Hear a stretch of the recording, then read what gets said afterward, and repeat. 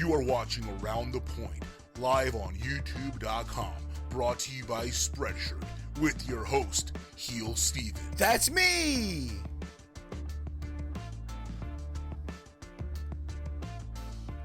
Yay! Ladies and gentlemen, this is your WWE Extreme Rules 2016 live review here on the YouTube channel, youtube.com/HeelSteven. If you're new to the channel, hit the subscribe button, hit this with the like, share it throughout all social media, as we will be discussing and giving our thoughts on what was WWE Extreme Rules 2016. It took place live from the Prudential Center in Newark, New Jersey. Fun fact, for those of you who don't know, I personally was in attendance at this event in Newark, New Jersey. So this will be pretty much my live perspective, if you will, my point of view from someone that was there at the event versus a perspective from someone that was watching it from home on the WWE Network. With that being said, I am not alone. I'm joined always by people on this type of shows. I'm joined by Non-Legit Wrestling. Walter, what's up?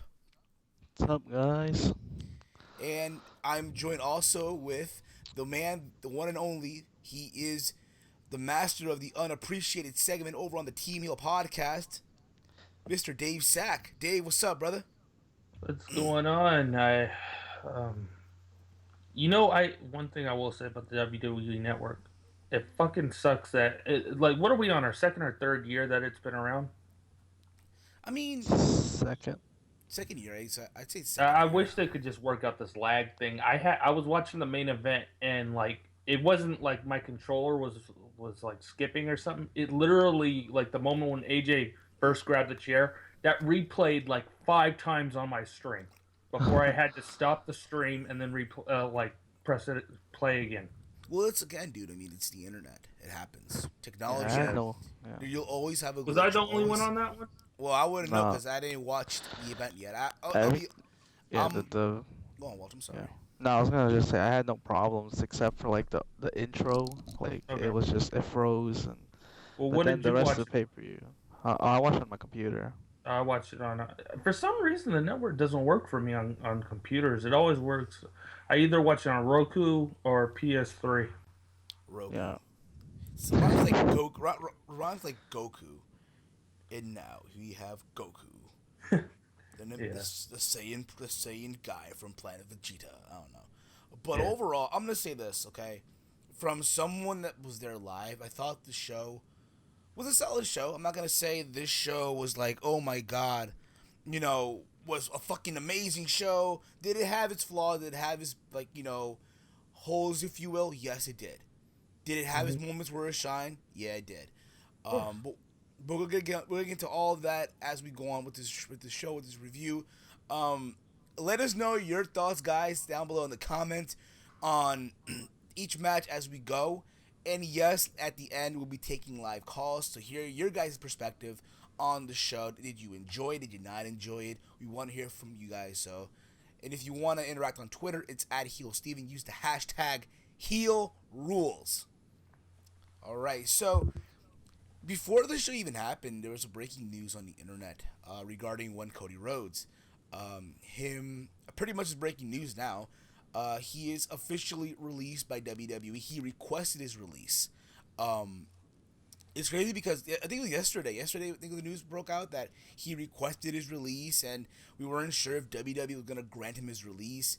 And now it finally, breaking news. It finally fucking happened. And I'll be honest, I'm in shock in a way because I never thought, hey, someone like him, But at the same time, it's one of those things. This is how I look at it too. This is how I look at it. He's been around for almost 10 years. You know what I mean? Yeah. It takes a toll. That's my belief. Like, you've been around for so long, putting your body on the line, it takes a toll on you.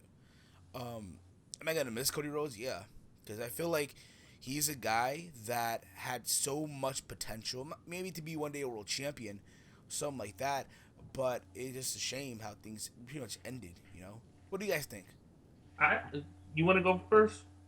Or Um, what do you want to do? yeah, just real quick. I guess Cody Rhodes, they kind of dropped the ball on him a little bit.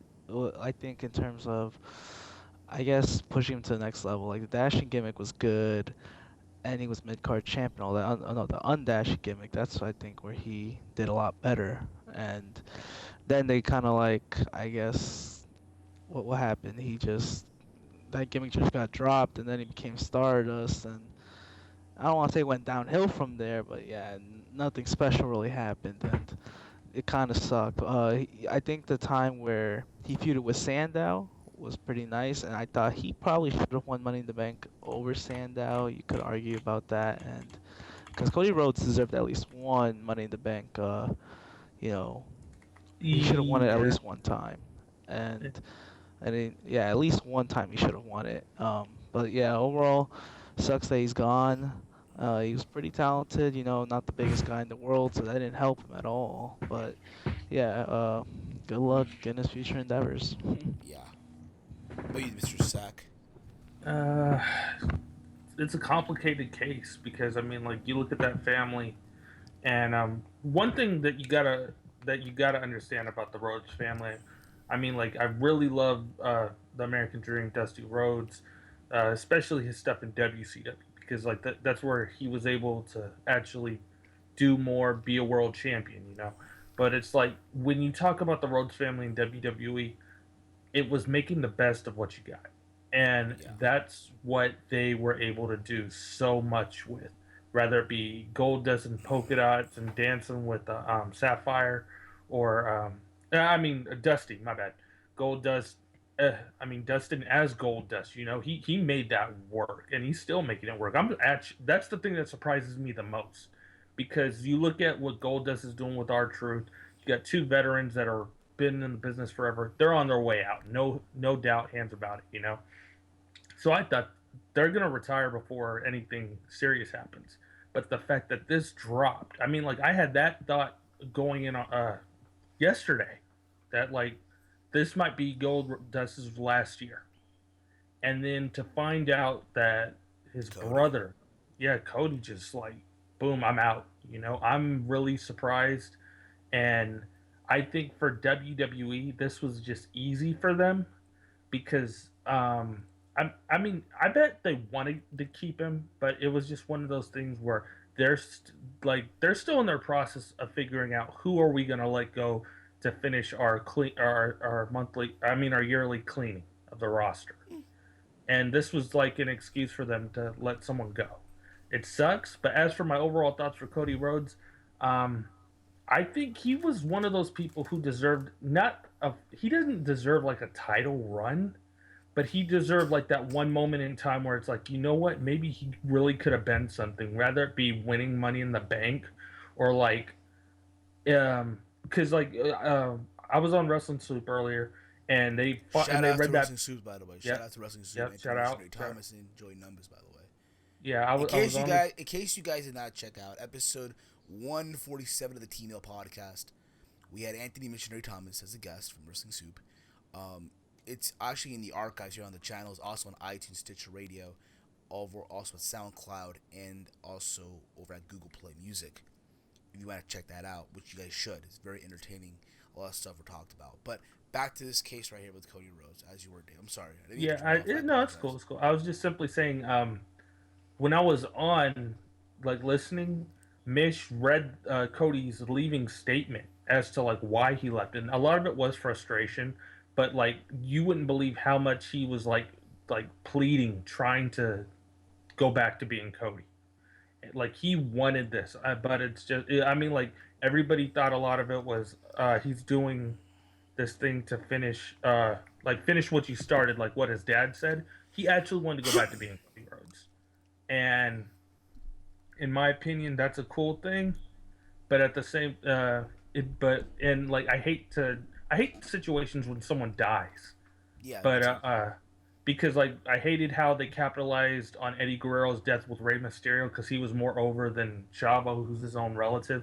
But it's like that might have been the only point where something good, like even if like Cody became number one contender, like just for one pay-per-view and then lost, like a filler pay-per-view, that story could have meant something.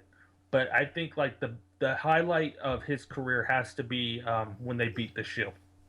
I agree. I think that was one of their shining moments as a family duo in the modern era. No, as a trio.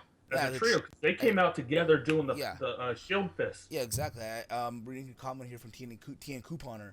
A Battleground Shield versus Bros Brothers saved the paper, and I agree with that. I think also on that card you also had Bryan versus Orton. I could be wrong on that, but I think overall that was the match that stole the show. But I think overall, when you look at Cody Rhodes, you know, like we said, you can give him any gimmick. Dashing Cody Rhodes, undashing. He made it work. Stardust, everything you gave him. You could have had him go out there in a Speedo, in a tiara, and he would make it work. Did you ever see the video of Yeah, his rejected gimmick? Him and Eden, like them taking note, like I saw, it was pretty good actually. It's unfortunate. I think those two, because again, we know they're a married couple. We know that already. Yeah. So Yeah, but he was supposed to be like a millionaire or something. Yeah, like, I mean, you could have easily that could have worked. And I'll be honest, I was at the event today, and I'll be real with you guys. I don't know how it came off from your perspective, but I personally felt Eden tonight was phoning it in, completely phoning it in tonight. This would have been a good. I mean, like this would have been a perfect example of like if you're a loving and caring company. I know WWE they have loving and caring moments, but this is one of those situations where it's like you might want to give that person the night off. Matt, what do you think though? Do you guys think though? You guys saw the show. Eden did it ring announced, like it was like a pattern. Lillian, Eden. From Eden's perspective, she did phone it in. Yeah. It felt weird, definitely. Yeah, exactly. Listen, I'm calling you now. Don't be surprised if she's next. You gotta think about this too. You know, they're a married couple. A lot of these married couples, yeah, they're on the road. They're with the company, but at the same time, they want to form a family.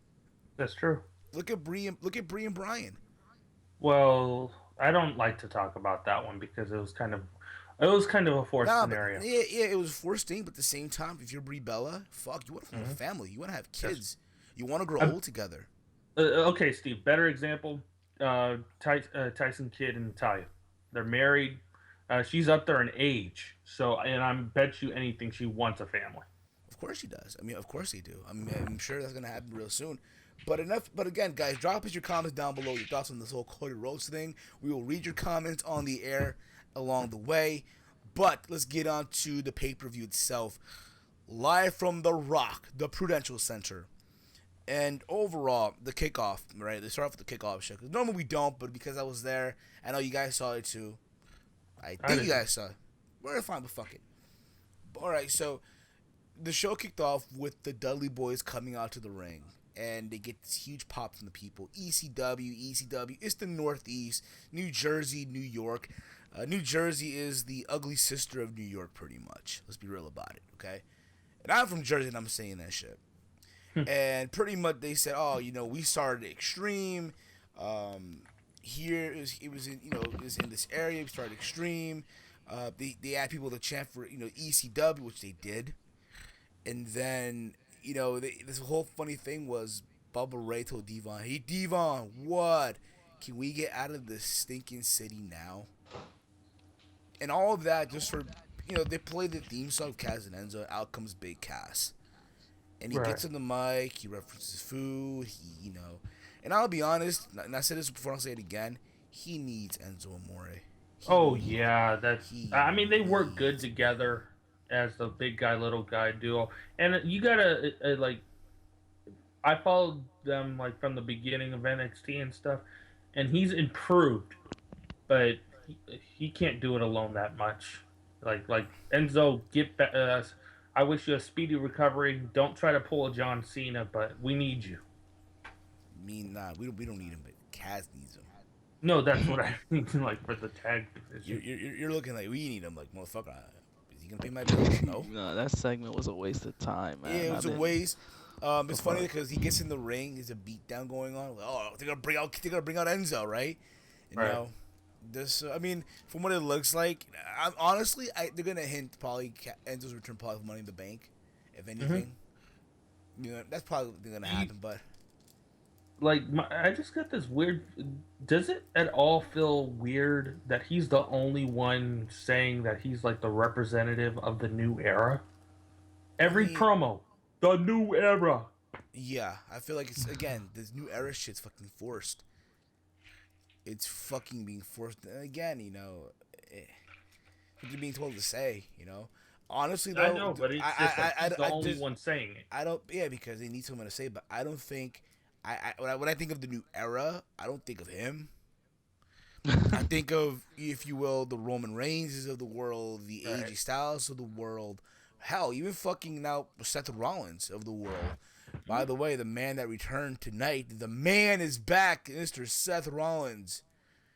It's the man versus the guy. In the WWE. Oh, not that laugh. But we'll get to that later. We'll get to that later on, though. Then we had the first match on the pre-show. Well, the only match. The fuck am I talking about? The fucking only match on the pre-show. Dolph Ziggler versus fucking Baron Corbin. From what I've heard, I This didn't. okay. This match was booked to be a fucking no disqualification match, right? Extreme Rules, right? Right. Anything goes. What's the point of promoting that as a match where the only thing that's extreme in the whole shit's a fucking low blow? A fucking low blow. The only fucking thing that, oh my god, yes, Don't get me wrong, I'm happy that Corbin won. It's just weird to see Corbin do that, though. Exactly, Like, he's a lone why? wolf. He's the lone wolf. He's a bigger guy than Ziggler. He shouldn't be resorting to fucking low blows. Like, come on, it's Ziggler. I understand he's a former world champ, but you should be able to beat him up easily. No DQ. But no, it was just a waste of time. Not a waste of fucking time. If you didn't watch the pre-show, you pretty much did yourself a favor there. So Yeah, he did. Yeah, Unfortunately, I was there. sucked. I was there. I mean, I'm happy I didn't see that because, like, You lucky like fucks. especially You like, lucky you fucks, man. you would think, and I know that like we don't like to cover NXT, but the one thing We that already they are did now. right when he first debuted in the company with NXT was he was doing these short finishes, and it's like you got the crowd chanting how many seconds someone would last, and it's just like, why aren't they doing this? Like, he should have been beating Dolph Ziggler on. Okay, night one, it went to a DQ. It went to a no contest because nobody won. He just beat him up.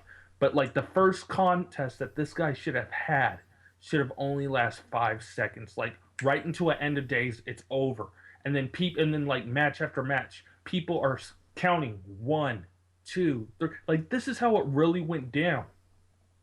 Like in NXT, and like I mean, I don't know if do you think that would have got over with the Raw crowd? Say that again? Like people counting how long his No. opponent would last, like No. at least for like Maybe, to maybe, start. again, maybe if you brought that in, but honestly, no, I don't think. Because again, the whole counting thing, like people don't want to count.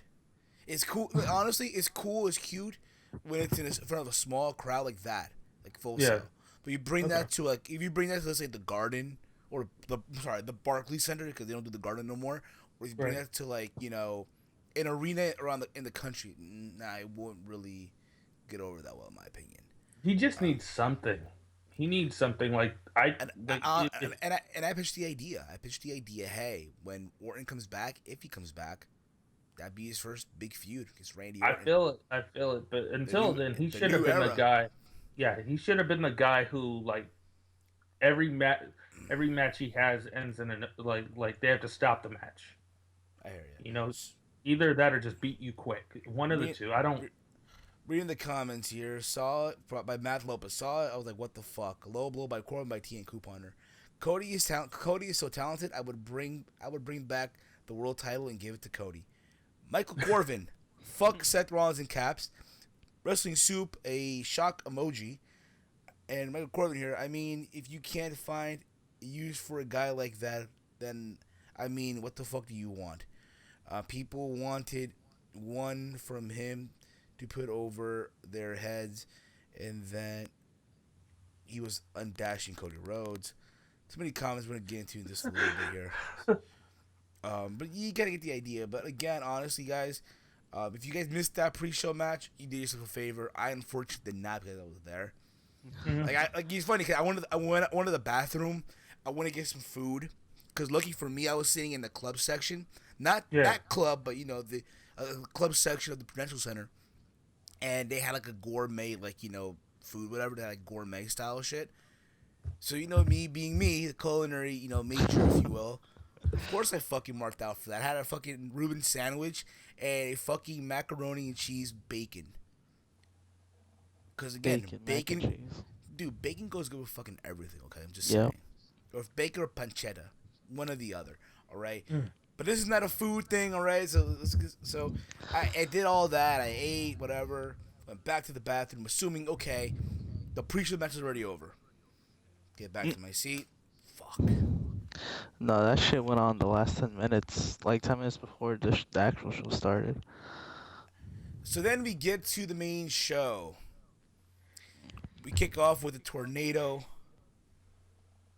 Texas tornado Texas tornado. Yeah, Texas in tornado. New Jersey. In New Jersey. That's so funny. Yes. We had the club sandwiches. Which, by the way, in my town here, we have a diner here. We have a chicken salad and bacon club sandwich on wheat bread with fries, coleslaw, and a glass of fucking lemonade with ice on it for $5.95. That's a fucking steal. Okay, just saying. Versus the Usos. And overall, I will say this: the match, it wasn't like anything big, like anything out of the ordinary. Okay, just the same shit you see on Raw or on SmackDown. The only difference is that finally the club got a win.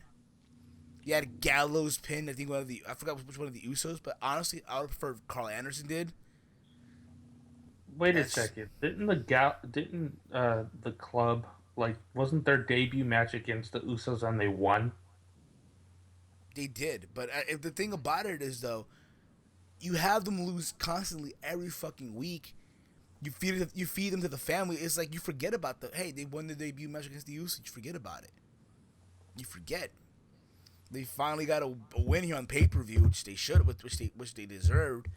But other than that, where do they go from here? What do you guys think? But what do you guys think about the matchup from you guys' perspective? Um, I thought it was an okay way to start the show. Nothing special. Like, could have been probably a better opener, but yeah, just like you said, I'm glad the club won. Gallows and Anderson. We don't need the Usos to win because the crowd didn't even like them tonight. Like, I think that's the most Family. booed I've heard. That's the most boos I think I'm I've going with heard the the Usos bloodline. got. Yeah, whatever it is, they lost. Good. I don't know where they're gonna go next. That's interesting. So Give him the I might be tag tuning title, in. Michael. Yeah. How about shoot, what was I gonna say?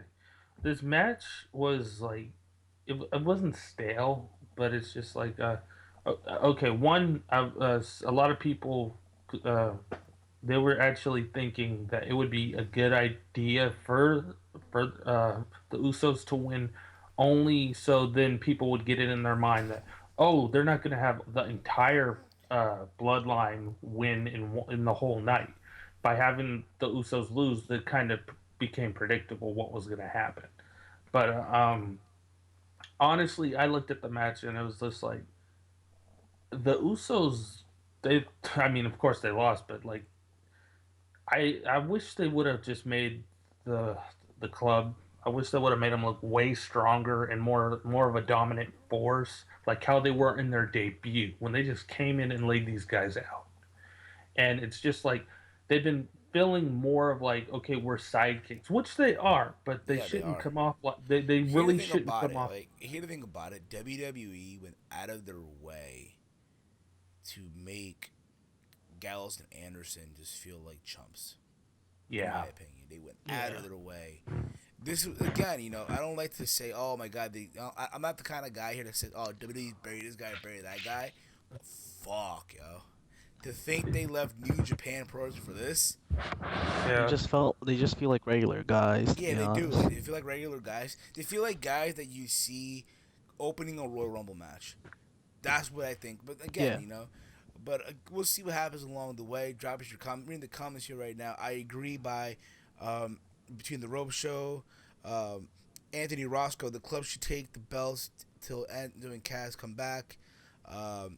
Bursting soup. The wind wasn't as brutal as you wanted it to be, Steven. Sorry, Caps.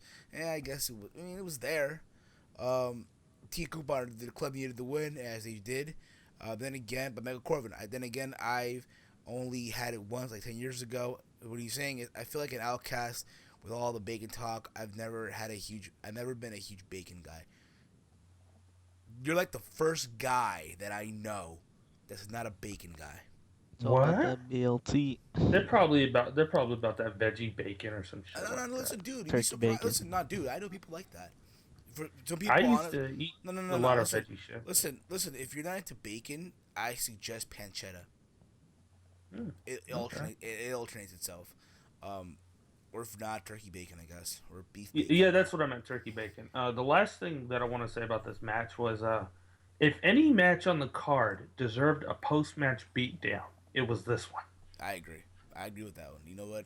You have the team like, hey, will the Usos join Roman? Which, by the way, I don't know how it came We'll off. talk about that during I don't know how it came off on television, but the Usos got booed the fuck out in the building. Yeah, they did. Damn.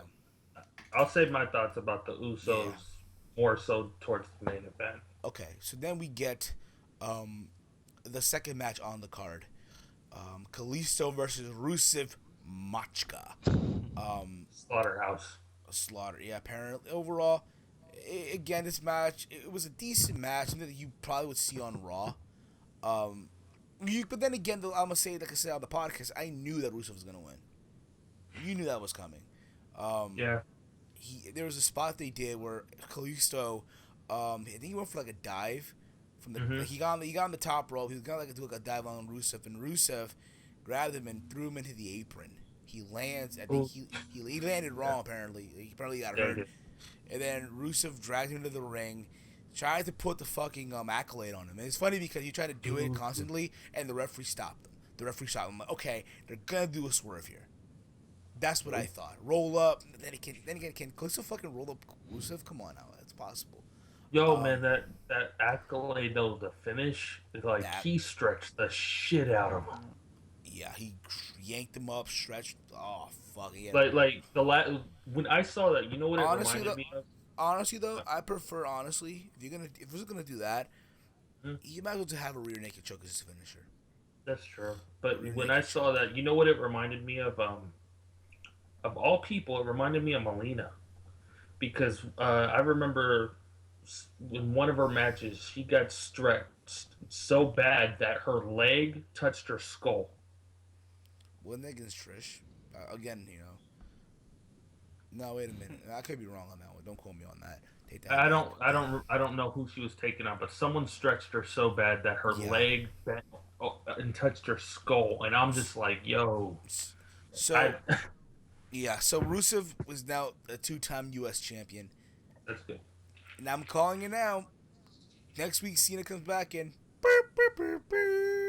Oh man. What do y'all think? What do you guys think? Rusev. I go ahead. No, what do y'all think? What do y'all think? What do you guys think? What, the match or Cena coming back? Yeah, Cena coming back, and with the whole match as a whole, though. Well, yeah, the match, it's pretty much Rusev being the fuck out of Kalisto, not Sin Cara. Yeah, the end was very unnecessary. Like, just have Rusev make him tap. It was just unnecessary. And as for Cena coming back, I really hope it's not against Rusev, but I have a feeling it is, and it's gonna suck if he does win. You better believe that. Well, it's inevitable that the match. I mean, like, there are a lot of things that basically say John Cena is going to be the next United States champion, and I wouldn't be surprised if it happens on Monday Night Raw when he comes back. Because 1, he's got a rematch clause. 2, he's coming back, and that's a big thing amongst the little kiddies. But most of all, it's on Memorial Day, a day dedicated to the troops. And who's the guy who loves the troops? John Cena. So, no, Lex Luger with the Lexus Press, but just around the point. Yeah, but you know what I'm saying. So I'm pretty sure John Cena's got this one in the bag. However, I don't want it to, me personally, deep down in my heart, I don't want this to be a repeat of WrestleMania 31 where Rusev's got the title, John Cena just shows up. Like, I don't even want this to be a feud. I just want it to be he's got the rematch clause, and either he loses clean or someone interferes to start a new feud for John Cena. Yeah, I hear you. But man, time will tell though. Time will fucking tell what happens. It's just that I want Rusev Personally, to stay strong. personally, I would keep the belt on Rusev for a while. Yeah, that's what I mean. Yeah. Keep the I belt feel like on they're for a trying to while. rebuild him or something. Try to rebuild that. Try to rebuild that belt again. Don't have it That fucking too. be on a pre-show. Which is ironic. The first time Kalisto has made since the first time he's back on the main card for pay-per-view, he loses the fucking title. That's true. Hey, the one thing I do like, and I hope they keep with this now that Rusev has the belt, is I hope that they continue to do this thing when he comes out. Lana's like, "Please rise and put your hand over your heart for Rusev." Honestly, That's okay. and then at the same time though, I agree with people that say, "Oh, they should just get rid of the fucking U.S. title. It's a joke. It's crap." And I kind of agree because WWE's fucking shit on it for so many years. Fuck, the belt has a fucking United States flag on it. It looks like a Boy Scout badge. Just be fucking real about it, okay? Hey, it's better than the U.S. version. I mean, the WCW version. Honestly, That flag was tiny. honestly, I prefer that though. I prefer that over what WWE has. Cause you don't have too many color on a belt. Not too many color. That's the thing. That's just me, of course. You know what I mean? Like the Winged Eagle didn't have that many color. You know what I mean? So that's just my opinion. That's just my point, my perspective. I feel So then we get the second match on the card here. Not the second, the third match. I'm sorry, the third match. The New Day versus the Vaudevillains. I'll be honest. I'm gonna say this right now. As much as people were chanting for New Day rocks, the shit just got fucking stale for me. The shit got fucking stale. Were you or were you not kind of surprised with this one though? I'm not surprised. Like at the same time, it's like you do a whole tournament. This is my issue, right? You do a whole tournament, a whole fucking tournament, right? Where you gotta pick your number one contenders. It's sponsored by Boodio, so pretty much you're sponsoring the fucking shit, and you win your own thing, pretty much. Yeah, That's my issue. that's not what bothers me. I mean, like I was surprised with this match only because it wasn't Biggie and Kofi. They put Xavier Woods in the match. Yeah. And that's what surprised me. I was like, okay, once I saw Xavier in, I was like, okay, he's taking the pinfall. But he actually scored the pinfall. He did. Yeah. It's probably a reward for him, since he never wrestles, and I guess they wanted to wrestle this one time, get the pinfall, and there you go. He's not a bad wrestler. He's not a fucking bad wrestler. Yeah, he's pretty solid. He's more of a talk, and people just know because of his mic skills. But if you watch his stuff in TNA, when he was Consequences Creed, yeah, dude can go. I remember he had a match with Booker T. Back on he got still, I mean, yeah, exactly. But overall, though, the match itself, I was hoping for the Vaudevillains to win after seeing the segment last week with the fucking time machine. That's me, of course. That's just fucking me. But it was one of those things where, again, it's back to what I was saying. Like you do the whole tournament, you plan it out for your speed, you still fucking win it. You know what? Don't complain. I mean, don't feel that bad because I think the tournament was going to be a fuck you anyways, even if Enzo didn't get hurt. Because remember, they kept building up these the fucking Puerto Ricans. They're going to be the ones who take the belt. Yeah. I'm reading the comments here. I'm calling it Matthew Lopez. I'm calling it New Day versus Kaz and Enzo at SummerSlam. What the fuck am I reading from the phone? No. Why? No. Why am I reading I have it here on the computer. I don't see that. Anthony Roscoe. I think Seth Rollins. I think Seth should get the belt back then. That was from an Awesome Kong and TNA. Matt Lopez. It was Natty as well. Cena, yeah. Bail Corbin, the spot with the accolade was fucking sick. The human body was not meant to bend that far back. Matt Lopez, I thought it would have been the Lucha Dragons going for the U.S. title. Yeah, Sin Cara versus Kalisto. That would be nice. That would have That's been what I. nice for That's what I like the think. Rope just Show. a small little something. Between the Rope Show. Yeah, I see that coming because the U.S. Open Challenge. Michael Corbin. That's exactly how it's going to end up. Like, it's WrestleMania 31 all over again. Only Rusev has no tank. Michael Corbin is also Rusev only being built back to drop the Cena for the U.S. title. Then it's back to obscurity. Between the Rope Show, New Day Rock, Matt Lopez. I'm calling it now. New Day versus Kaz and Enzo at SummerSlam. Maybe. You know what I'm a little bit surprised? Or Kaz or the Club versus Kaz. No, that's not happening. You don't. Listen, if you want to make a big SummerSlam match, you don't do the Club versus Kaz and Enzo. I'm sorry. If anything, it's going to be Kaz and Enzo versus the Dudleys. Because they're slowly building that up. You're gonna and the Dudleys haven't. You're gonna build that long though. Wait that long though. No, I'm saying like if it's not the Lone Stars or whatever they're called, the Shining Stars. Puerto Rico. Yeah, the Puerto Ricans. If it's not the Puerto Ricans, the Dudleys are gonna win the belts before SummerSlam. Enzo's gonna come back because that's the feud. Yeah. Like. And then, like, that one makes... Plus, that's gold for promos between Enzo and Bubba Ray. Yeah. So, after this, we get the Asylum match. Dean Ambrose versus Chris Jericho. I'm going to say it right now, this match sucked. This match was just crap to me. I don't know what it is. These two guys just don't have good chemistry together. They don't. I don't know. I thought the gimmick held him back. Mm-hmm. Damn, even that, like, come on. The gimmick showed some interest a little bit when it first debuted, but pretty much this was Lethal Lockdown. It was on a higher budget. It was, except you were able to get out of it even with the little things hanging. Like, they didn't have an exact roof. But the thing that just... Okay, one, it bothered me that the only blood we got of the night came at thumbtacks. Yeah. I mean, listen, again, not even the thumbtacks helped the match. I'm sorry. I'm not... Just like Chase Oliver, I'm not going to lower my standards on this one. I'm not. I thought this match was garbage. I thought... Again, it's sad when you can't have a fucking good match with fucking Jericho. Yeah.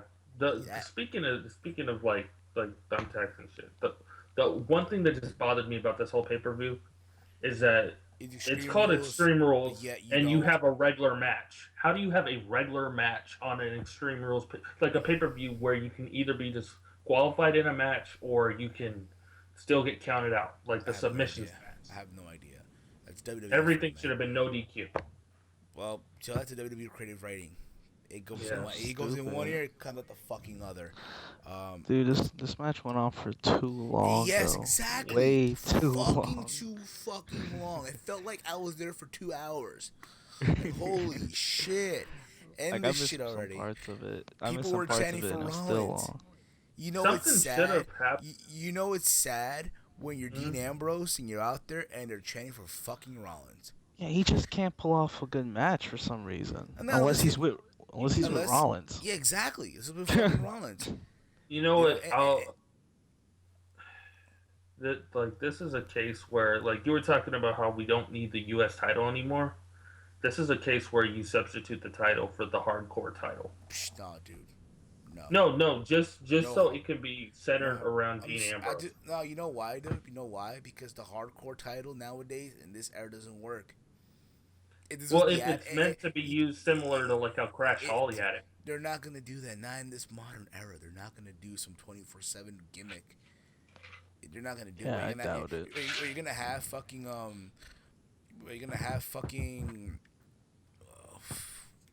You throw me a random guy on the main roster. A random guy. Zack Ryder should become a hardcore champion? Fuck no. Yeah. Fuck no, dude. They're gonna make that happen. Fuck out of here. You're gonna have fucking a woman. Yeah, fucking I don't know. Eden roll up fucking Ryder. No. Yeah, it'll go from Zack Ryder to Nia Jax. No. In like 15 minutes, you'll have like 5 hardcore champions every episode of Raw and SmackDown. You're gonna have social outcasts. You're gonna have fucking fucking Heath Slater be hurt. No, it's not happening. And in this era, I'm sorry, that whole 24-hour rule doesn't work. It doesn't. Because people in the chat, if they brought that back, who would you want as a hardcore champion from today's roster? I just wanted to see some funny responses. They'd make Ambrose a 10-time champ and shit. Oh my god, he would be the first and the last of the new. He'd be the fucking man. Bless your fucking soul, motherfuckers. Strong man. Strong man. I mean, but again, you know, I just think this match again went way too fucking long. Felt like forever. I mean, the weapons that they use, like, come on. They didn't fucking use Mitch the fucking plant. Yeah, why didn't they use the plant? What the fuck? Because apparently apparently the plant got over after it got smashed. Like, listen, people started. It's one of those stupid PG things where like you give a fuck about a imaginary object like Little Jimmy or some shit like that. Like, listen. Mitch got over. Dave, listen. I'm gonna say this, like I said on the podcast. I think Chase Oliver said it as well.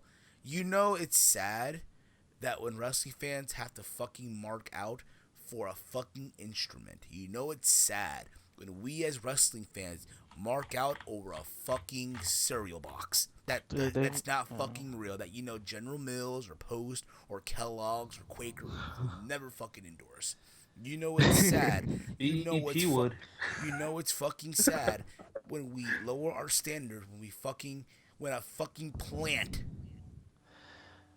gets over. Dude, they mark out for anything though. They really do. People are plain and simple. People are fickle. I guarantee you. I guarantee you. Shit. I got nothing on me right now, so I can't even present anything right now. A fucking Charger will get over on television. I don't know. I'm just saying. All right. Whoa. Oh, snap. So Raven holds a record for 27 reigns as hardcore champion? Yeah. Damn. Yeah, no. Exactly. Because they would fucking overdo that. No. Let's move on. Let's move on from this. Because honestly, as far as I'm concerned with Ambrose, where the fuck do you go from here? Seriously, where the fuck do you go? They gotta build him back. They gotta build him back up so we can have that Shield triple threat. Do you put him in? No. Do you put him in? Honestly, I put him in Money in the Bank. No, obviously. Jericho he's probably one of the favorites. Him or Kevin Owens. I feel like he won it. Kevin Owens is a guy I really would like to see because, like, if he can't hold a belt, that briefcase, he would really work that briefcase until he cashed in on the mic like crazy. We skipped the match, did we? No, we didn't. Yeah, we did skip that match. Okay, so now we can. Who gives a fuck? I mean, come on. What match? The Fatal 4-Way for the Intercontinental Championship. Yeah, we skipped it because it was better. Miz, Cesaro, Owens, and Sami Zayn, aka the Cab Driver. Overall, yes, it was predictable that Miz was gonna win, but the fucking match was fucking amazing. Yeah, it was a good match. Yeah, this was the indie match. And you can say because Cesaro, because of Owen, because of Zayn, but Miz also held his own. Okay. Yeah. The near fall. I'll give Miz a little bit of props. I mean, he's probably still gonna get bashed on by everybody else, but it's just like near fall after near fall. Miz learned how to do his job. Near fall after fucking near fall, finisher after finisher. You thought for a minute that Zayn was gonna win it, Cesaro was gonna win it. You thought that Owens, not really, but the only time I thought Owens was gonna win it was right in the beginning of the match because he took that haluva kick, and I was just like, okay, he's gonna be out for almost the whole match and then come back in and steal it. That was a quick thought, and then that went out. I know. I'm reading the comments here. You skipped the best match. Yeah, but we're back on it now. It happens. Listen. I guarantee you, all these people that are reviewing the pay-per-view as well, they're not going to go in order. Just keep that in mind. So we're here now. Yeah, that's true. But other than that, though, I mean, again, the match was fucking amazing. Arguably match of the night. Arguably the best match on this fucking card. Yeah. So they say. The real MVP here, though, was Cesaro. Oh, hell yeah. He deserves. He was awesome. He deserves this belt. Like if he's not still in the title picture going into the next pay-per-view, then like he deserves something because that guy's he's a wrestling machine. Like he knows what he's doing. what we understand and what we know from here, the understanding that I get here is that we're still gonna get Owen versus Zayn. And I don't mind that, but I think honestly you should, you know, have them feud, but then let them go on their own way. And then when What you need to, bring them back. Bring them back when you need to. Like it's like Brighton and Sean. do you think it's going to be one of those cases where they're going to be in Money in the Bank, both of them? I think so. I think Yeah, that it'll they be. are It definitely. depends though. If they go with this whole 9-person Money in the Bank ladder match, maybe yeah. Dude, Wait, there's yeah. talk of 9 people this time. I'm just giving an Oh, example, Dave. God Oh damn it, no, Dave. I think everyone in that match is gonna be the Money Bank ladder match. Maybe not the Miz, but he probably is. But yeah, Yeah, they're definitely gonna do that. I think they're gonna milk the Owens Zayn feud till SummerSlam. yeah, I believe so too. I think that's so Yeah. that's too. cool. It's just if they do put them both in Money in the Bank, I see that one spot that always happens with the face who's about to win it. Yeah, but Like, all right. well, Zayn almost win it, then get pushed off and stolen. Yeah. So I think that's gonna happen. Cesaro, I think Money in the Bank. Safe to say, right? Now, if you want to go on a side here, because there's a moment in the match where Cesaro had missing the sharpshooter. Maurice caught the distraction. Miz tapped Yeah. out. Hell, you can even go the range of fucking Zayn versus Miz for the Intercontinental title. No, Because you know, they're gonna Uh, do Cesaro versus Miz at Money in the Bank. because you know what it reminded me of a lot. You know what this match kind of reminded me What? of the second takeover match, the Fatal 4-Way. Oh yeah. Kid, Neville, Zayn, and fucking Breeze. The moment in the match where Sami Zayn had all these near fall after near fall after near fall opportunities, and then fucking Yeah. Neville grabs the referee and super kicks him. I don't. Did he super kick the No, referee? I know what you're talking about, No, and it's just like did he super kick the referee? No, right? He super kicked Zayn, it right? wasn't on accident. I don't know, but you kind of get the Or what? he pulled the referee out. He pulled the fucking referee, some shit like that. But Oh yeah. Okay. other than that, I mean, we'll see what happens. Walt, what do you think though, bro? You seem really quiet. What do you think is gonna happen? Where do you go from here? yeah, well, like I said, for the IC title, I think Cesaro should feud with the Miz still. Maybe just one more match. I think he does need to win the title, but I want the Miz to have the title a little longer, so it's kind of conflicting there. Yeah, But yeah, like I Well, said, you know why he's gonna have the title longer. yeah, I mean Yeah. Maurice, it's a good pair. I like the pair. I I know really do. I mean, like they're doing it because of the whole Total Diva shit. Well, that too. Yeah, it kind of sucks. Yeah, and Owens and Zayn, like I said, they're gonna can't keep on feuding throughout the whole summer. That's what I believe. Uh, all right. what do we got next? Hey, what you drinking, my man? I'm drinking Diet Snapple.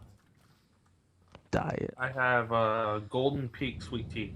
That's what's up, dude. That's what's up. Fucking Android. They have this new update now. I don't know if you have it or not. Well, I know we both have. I know we both have the same phone. Do you get this new update on the Android phone? Not yet. I'm talking to Walter. Oh, new update. Like new Yeah, version I of did. it, I and did it, get and a it, new and it update. looks like a fucking iPhone all of a sudden. I don't know. Kind of. Yeah, similar. Yeah. What do you mean by that? Just the features and shit, the way it looks. I don't know. guess it looks more clean. Yeah. Also, so then after this we had because again we already went over the Asylum match, the Thank women's God. title match, hashtag women's wrestling. Ugh. Steve, before we talk about this match, I just want to just say one thing. Wasn't it such a good feeling that we went an entire pay per view without seeing Stephanie or Shane or any McMahon's? To be honest, it's whatever really. I mean, I would prefer to see because again, you want to move this whole thing of hey, Stephanie turning on Shane. You know Yeah. that's gonna happen. You know that's bound to happen real soon. So I would have assumed, hey, you do like a backstage segment with Shane and Stephanie. You know what have you. That's what I would have done. Yeah, I mean, I was actually thinking there was going to be some type of booking or something backstage segment trying to one up each other because that's what they're supposed to be doing. But like the fact that it didn't happen, it was actually kind of a relief not seeing a McMahon tonight. Yeah, it would have fucked the pay per view up Yeah, even more. of course. Anyways, yeah. But after Continue this, with the match. we had Natalia versus Charlotte for the women's title submission match. Ric Flair banned from ringside. And I'm gonna say it right now, this match sucked. Of course, it didn't even Shit. last that long. It's sad because they fucking promoted this shit. I'm surprised that they fucking put their contract signing as the final segment of the show. Of the That's go what we home got. show. Of the Yeah. go home show. You think, okay, they're gonna make a big deal out of this match. This, in my opinion, was the worst match of what they've been able to produce. You know what? Yeah, This should that's have been if they were gonna promote it and make it so important. This should have been the opening match. No. No, to give it time. No. But- Here's the thing about it, if you want this women's wrestling to be a fucking big deal, you have to be one of the headliners. So you have it as a co-main event. I guess You know what I it's mean? just. 'Cause I have mean, an I know what opening, you're saying. You want to have an opening show, you put anything with Ziggler now. I'm sorry, but Ziggler, I think he's opening show. He's a pre-show guy He's a now. pre-show guy. He's the pre-show prince now, if you will. That's a But good nickname for him. Still in the Pre-show pre-show. Prince. He's still in the pre-show. Okay. Hey, that should be. Hey, there you go, Steve. New T-shirt. Pre-show Prince Nah. with the crown. My God. Well, we'll see. We'll see. Speaking of which, if you head over to the TEAMHEEL podcast store over on Spreadshirt, TEAMHEEL podcast at Spreadshirt.com, you can get yourself the damn Dixie T-shirt.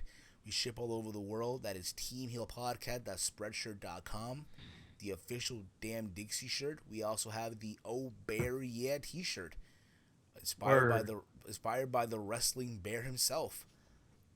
Hey, Dude, we Steve, also- I'm reading in the comment section. Anthony Roscoe is asking why Dana's with Charlotte. Which we're gonna get into. We're gonna get into this a little bit now, okay? So this match again, it's a short match, and it's sad, really, because you want to make this women's wrestling a fucking big deal, right? That's the perception, and you give them 5 minutes, 6 minutes out there. Granted, you have to get time for the main event, but come on, especially with Natalia. It's one thing if you do that with, let's say, a Summer Rae and fucking, I don't know, Becky Lynch. Okay? Yeah, because But that's gonna be a quick. Big with Natalia and Charlotte, the women's title.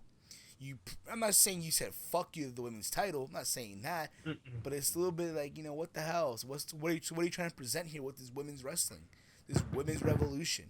Well, you gotta think. Okay, So- I know what you're saying, but so- it's just like so- they're continually building I hope Charlotte they up with don't. After that- shenanigans. After that, I hope they just stop this feud.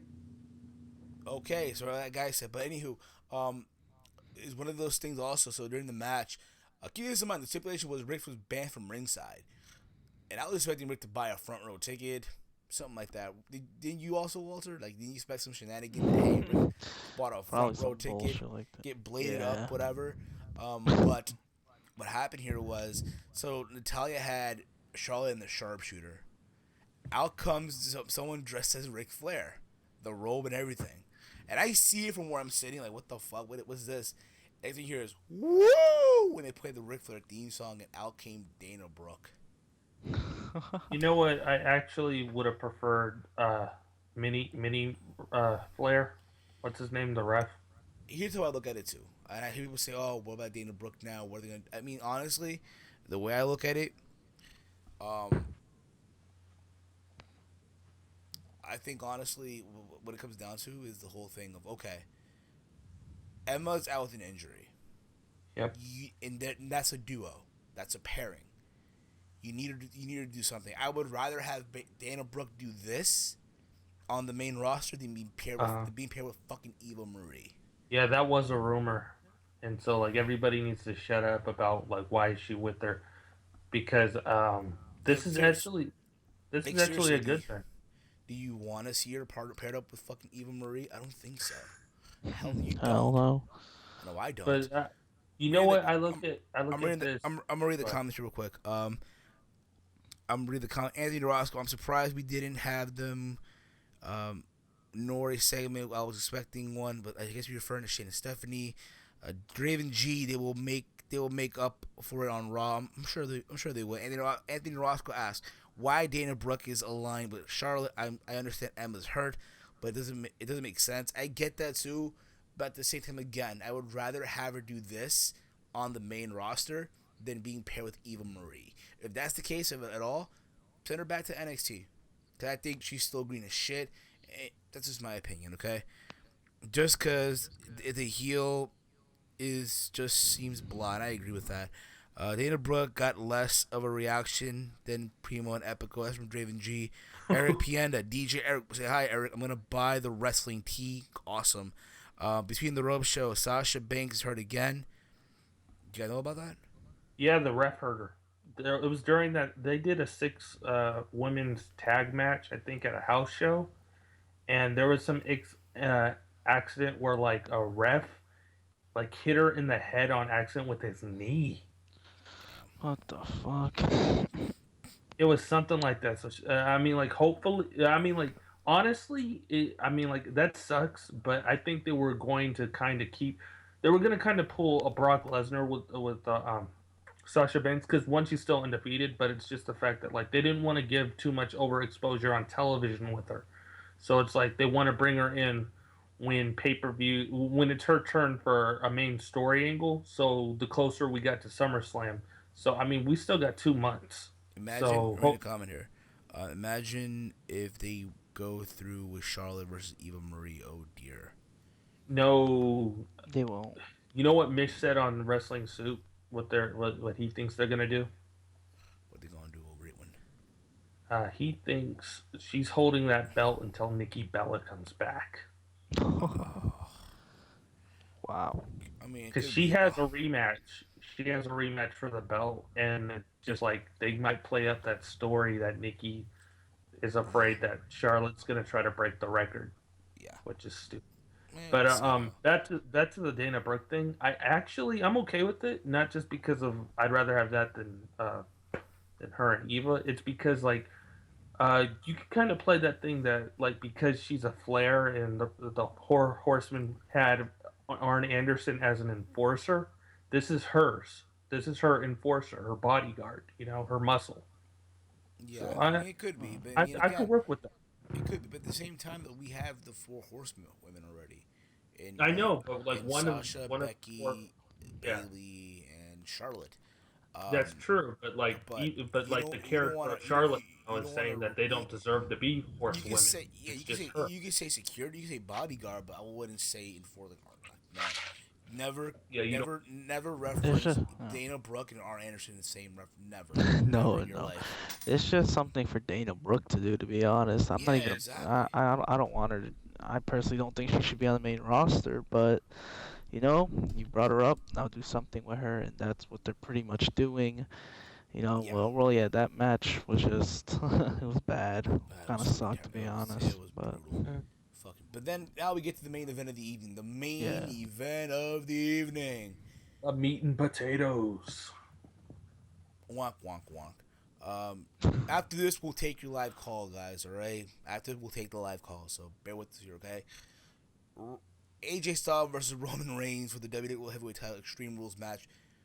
A brutal match where they fought in the crowd. Again, brutal fucking match spots. Honestly, I preferred the Payback match over this. There was still some near falls, not as much as Payback. The Usos came out. Here what pisses me off, though, okay? Here what gets me. Okay, yes, you guys know me. I'm a Roman fan. Right. I'll admit it. I'm a Roman fan. But even I'll fucking admit it. This was way too fucking much. Way too fucking much. This, oh my god! Like, remember I said I was gonna say my feelings about the Usos. They need to turn heel. Like, even if Roman doesn't, they need to, because it's like their actions are becoming too heel. Like, yeah, people were chanting Roman sucks, you suck, die Roman, die. This guy brought a sign, die Roman, die. For real? Yeah, there were so many haters tonight. It didn't get taken away, did it? I think what he did, he had it in blank. So when he got into the arena, he wrote the damn sign. That's cool. During the bring markers like that. Bro, they don't give a fuck. The marker, you could keep it in your pocket and it won't get scanned. Yeah, exactly. So again, I'm not saying it was a bad match at all. Just the fact that Styles hit him with a Styles Clash. One on the chair. One on a steel chair. One, another one. Fucking phenomenal forearms. Left and right. I hate that move. I don't give a fuck. We know what it is, okay? The club sandwich came out. The Usos came out. Club sandwich. And it's like, listen, you knew going in that Roman was going to win. Even I knew that. I didn't. Yeah. I knew that. You knew going in. I did. I mean, I basically knew, but I thought somehow it was going to be like, remember I was talking about the Authority or Stephanie. Like, I think even though it's an Extreme Rules, no DQ, some bullshit would have happened where AJ would have got a win for a quick moment, and then somehow, like, the ref count might have been too fast or something, and Steph comes out and says, no, ring the bell, restart the match. And then instantly he loses. 2 clashes. Super Roman. It seems even Roman fans don't like the Usos. I mean, 2 clashes, 8 chair shots. 8 and chair Roman shots. Still there was a spot wins. in the match where AJ Styles went berserk with the steel chair. And That was Roman still kicked out. The thing that I didn't like the most about this match was, okay. One thing I'm gonna say though. I'll let you speak. I'm sorry, Dave, but one thing I'm gonna say though. AJ Styles not buried. Okay? The club is. The club for sure is. Even though you can say at the same time, the club, hey, they're being put in the main event spot though. That's true. So you really can't say also buried. I get where people are saying it, but I don't look at it that way. Yeah, they look like chumps, but at the same time, they're chumps that are in the final segment of the show. They're in the world title scene in some way, shape, or form, or the affiliation. AJ Styles, though, people say online, oh, he's buried now. No, he's not. You think about this, right? You think about this, right? And Solomon said on his podcast, and I'm going to agree with him, too. Here's a guy who came from TNA, right? Think about it. AJ Styles is a TNA guy, right? Right. That's where he got his name, what have you. TNA World Champion, went to Ring of Honor, New Japan Pro Wrestling, multiple time the IWGP Champion, went to WWE, kept his name, kept literally almost everything about him. When the last time that you fucking hear that? About someone... Exactly, like he's... I mean, he not was only like... that, he's already in the main events. He's a main event guy. He is. Yeah. So I don't Didn't have to go through NXT or nothing. Yeah, he skipped NXT again. So I don't think he's buried. I personally feel like he's a favorite to win Money in the Bank. Now at the end of the whole thing, Roman went with the spear. People were booing. Obviously, at the end of it though, when it was all said and done, Roman was having the belt, and this guy came out, pedigreed Roman Reigns, and the crowd went ape shit. Seth Rollins returned. That was what's up. Yeah, the crowd went ape shit. People are saying babyface or heel. Honestly, I think he's back as a heel. He's gonna act like a heel still. Oh. Here's how I look at it. Here's why I'm saying that. You have Stephanie and Shane, right? You have Rollins aligned with Stephanie and Roman aligned with Shane. Wait, what? You hear me? Repeat that. I got a little confused. What did you say? Okay, you have Stephanie and Shane, right? They're running Raw and shit. So you have Rollins aligned with Stephanie, right? The Authority, if you will. Oh, yeah, okay. And you have Roman aligned with Shane. The new era, if you will, right? The new era. Okay. Right? And at SummerSlam, here's the thing about it, I think they're going to have a match at SummerSlam. Yeah, that's the money. But the money is at SummerSlam between these two guys. You don't have them touch on money. I get it. People are saying that Money in the Bank, they're gonna do it, or the 3-way Money in the Bank with Styles. No. If anything, a Money in the Bank, you have Styles in the Money in the Bank ladder match. Well, hold on a second, because I asked this question on Soup, and this was an interesting answer that I got from Missionary, because I was thinking maybe AJ, instead of staying in the main event, he goes into Money in the Bank, because we haven't had a face winner in a long time. What if, instead of AJ Styles winning Money in the Bank, Seth Rollins wins it again? Nah, dude. No, but he cashes in at SummerSlam. He says it in advance. You gotta understand. You gotta understand, Rollins left. He never lost the belt. So That's true. That is true. there's something there. He can get a rematch. Yeah. You know what I mean? Yeah, he definitely doesn't need that Money in the He Bank doesn't need anymore. it If exactly. anybody, I will say because I want to see a face win it, AJ and Styles. You give it to it should AJ. be AJ Styles. However, the only other person who needs it other than AJ Same.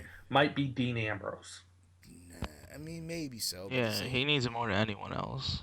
Well, there's one Basically more more than person. anyone else. There's one more person who needs it, Bray Wyatt. and yeah, Bray Wyatt. He has to just come back, win Money in the Bank, and then at WrestleMania 33, Nah, dude, they're not Roman doing Reigns no. retains. He has to retain the belt, and then Dude, right when you think it's over, they're not doing that. If it, anything at that would be a WrestleMania, moment though. it would be a moment, but they're not gonna do that shit years in a row. No, I think WWE's done with shocking people at WrestleMania like that. I think what's gonna happen at Mania, this is my opinion, of course. You know, again, I said this for 32, but it didn't happen. You have Cena versus Roman. Well, he's still got to beat Brock Lesnar. Psh, Cena versus Roman. No, Roman's got to beat Brock Lesnar. they're not gonna do that anymore, dude. They're not doing. Yeah, I that. don't think they're not going That's route anymore. that ship has sailed. I guess you're right. But I think, again, you know, the match itself, you know, again, nothing more than critique. Ron coming back was great, and yeah. With that being said, guys, Wait, hold on. I just want to give one quick thought about the match. Like, I understand the whole point of like they did the moment where they had the club come in and do a run in, and the Usos came in to equal it out, and like that should have been it. But then there was that one point, and this is what ticked me off, and this is why I think the Usos got to turn heel. AJ Styles, he's basically got Roman beat, and then out of nowhere comes one of the Usos, and he just like pulls AJ out. Like that kind of bothered me. Like, Yeah. am I the only one here? It was unnecessary. Definitely, that's what I'm they saying. shouldn't have done that at all. And yeah, like I would have just rather seen Roman, and I don't like that he's booked as Superman, but I would that Roman should have just kicked out of that one. yeah, yeah, they should do have you done think? something else or yeah, I don't know. I agree. All right, guys. With that being said, let's take it to the streets. Let your voices be heard. Um, the lines are officially open. 718-473-0813 if you want to call in right now. Keep this in mind. We have a lot of viewers, I'm sure, right now, currently in the chat right now. So I'm sure all of them want to call in as well. So be fair to everyone else. All right. Let's try not to make this like a chill thing. So if you're going to call, we have 18 people in the chat right now. That's fucking amazing. So, again, call in. You know, give us a thought on the pay-per-view. And then be fair, because I'm sure other callers want to call in as well. Just saying. So again, it's 718-473-0813. It's toll free, guys. Call in right now. Give us your thoughts on the pay-per-view. Let your voice be heard. Let's take it to the streets, people. First caller on the air, 917. What's up? You're on the show. Who is this? What's up? It's Matthew from New York. Matt, what's up, brother? How you been, man? Been all right. Yes. How you guys are? We're chilling, bro. We're chilling here. Feeling like new Okay. money. Yeah. Yeah. Very interesting show. Indeed general, it was, just man. everything. Indeed it was. Indeed it was. Yeah. I'm just excited Rollins is back because he just makes stuff more interesting in the next few months, I think. Of course. I mean, yeah, it's good to see. It's good to see him back. I think it was finally here. I mean, you did hear rumors that he was going to be back, and he's back now. Awesome. Ha ha ha! The man is back in the WWE. Yeah. I'm just pissed about. There's a couple of things I'm pissed about the show. It's just the women's match was one of them. I thought that should have been. I thought was a lot better. The asylum match. I was watching that thing and I was saying to myself, this is going too fucking long. Yeah, it did. True. Indeed it did. It Took forever, right? It felt I'm like. gonna look up how long that took. Matt, let me ask you a question, Matthew. Let me ask you a question. Okay. First, Walter, find out how long the match took. How long was the match? Yeah, I'm finding it right now. It's on the Wikipedia. Oh my god. I'm gonna ask you, and I'm asking the people in the chat the same question as well.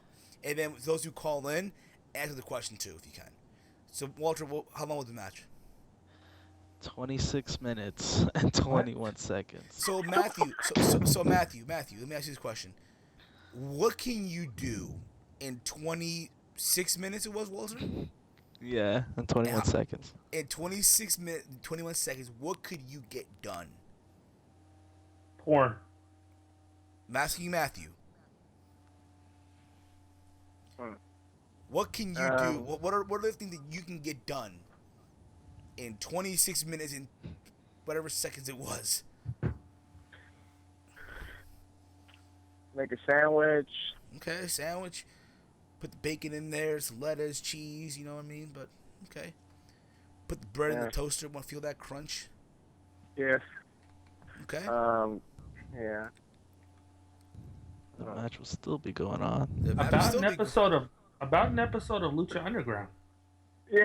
You had to mention Lucha. No, but for real, because they're only 30 minutes. So. Listen, Dave, to quote Kurt Hawkins or Brian Myers on the Bullet Club special High Spots.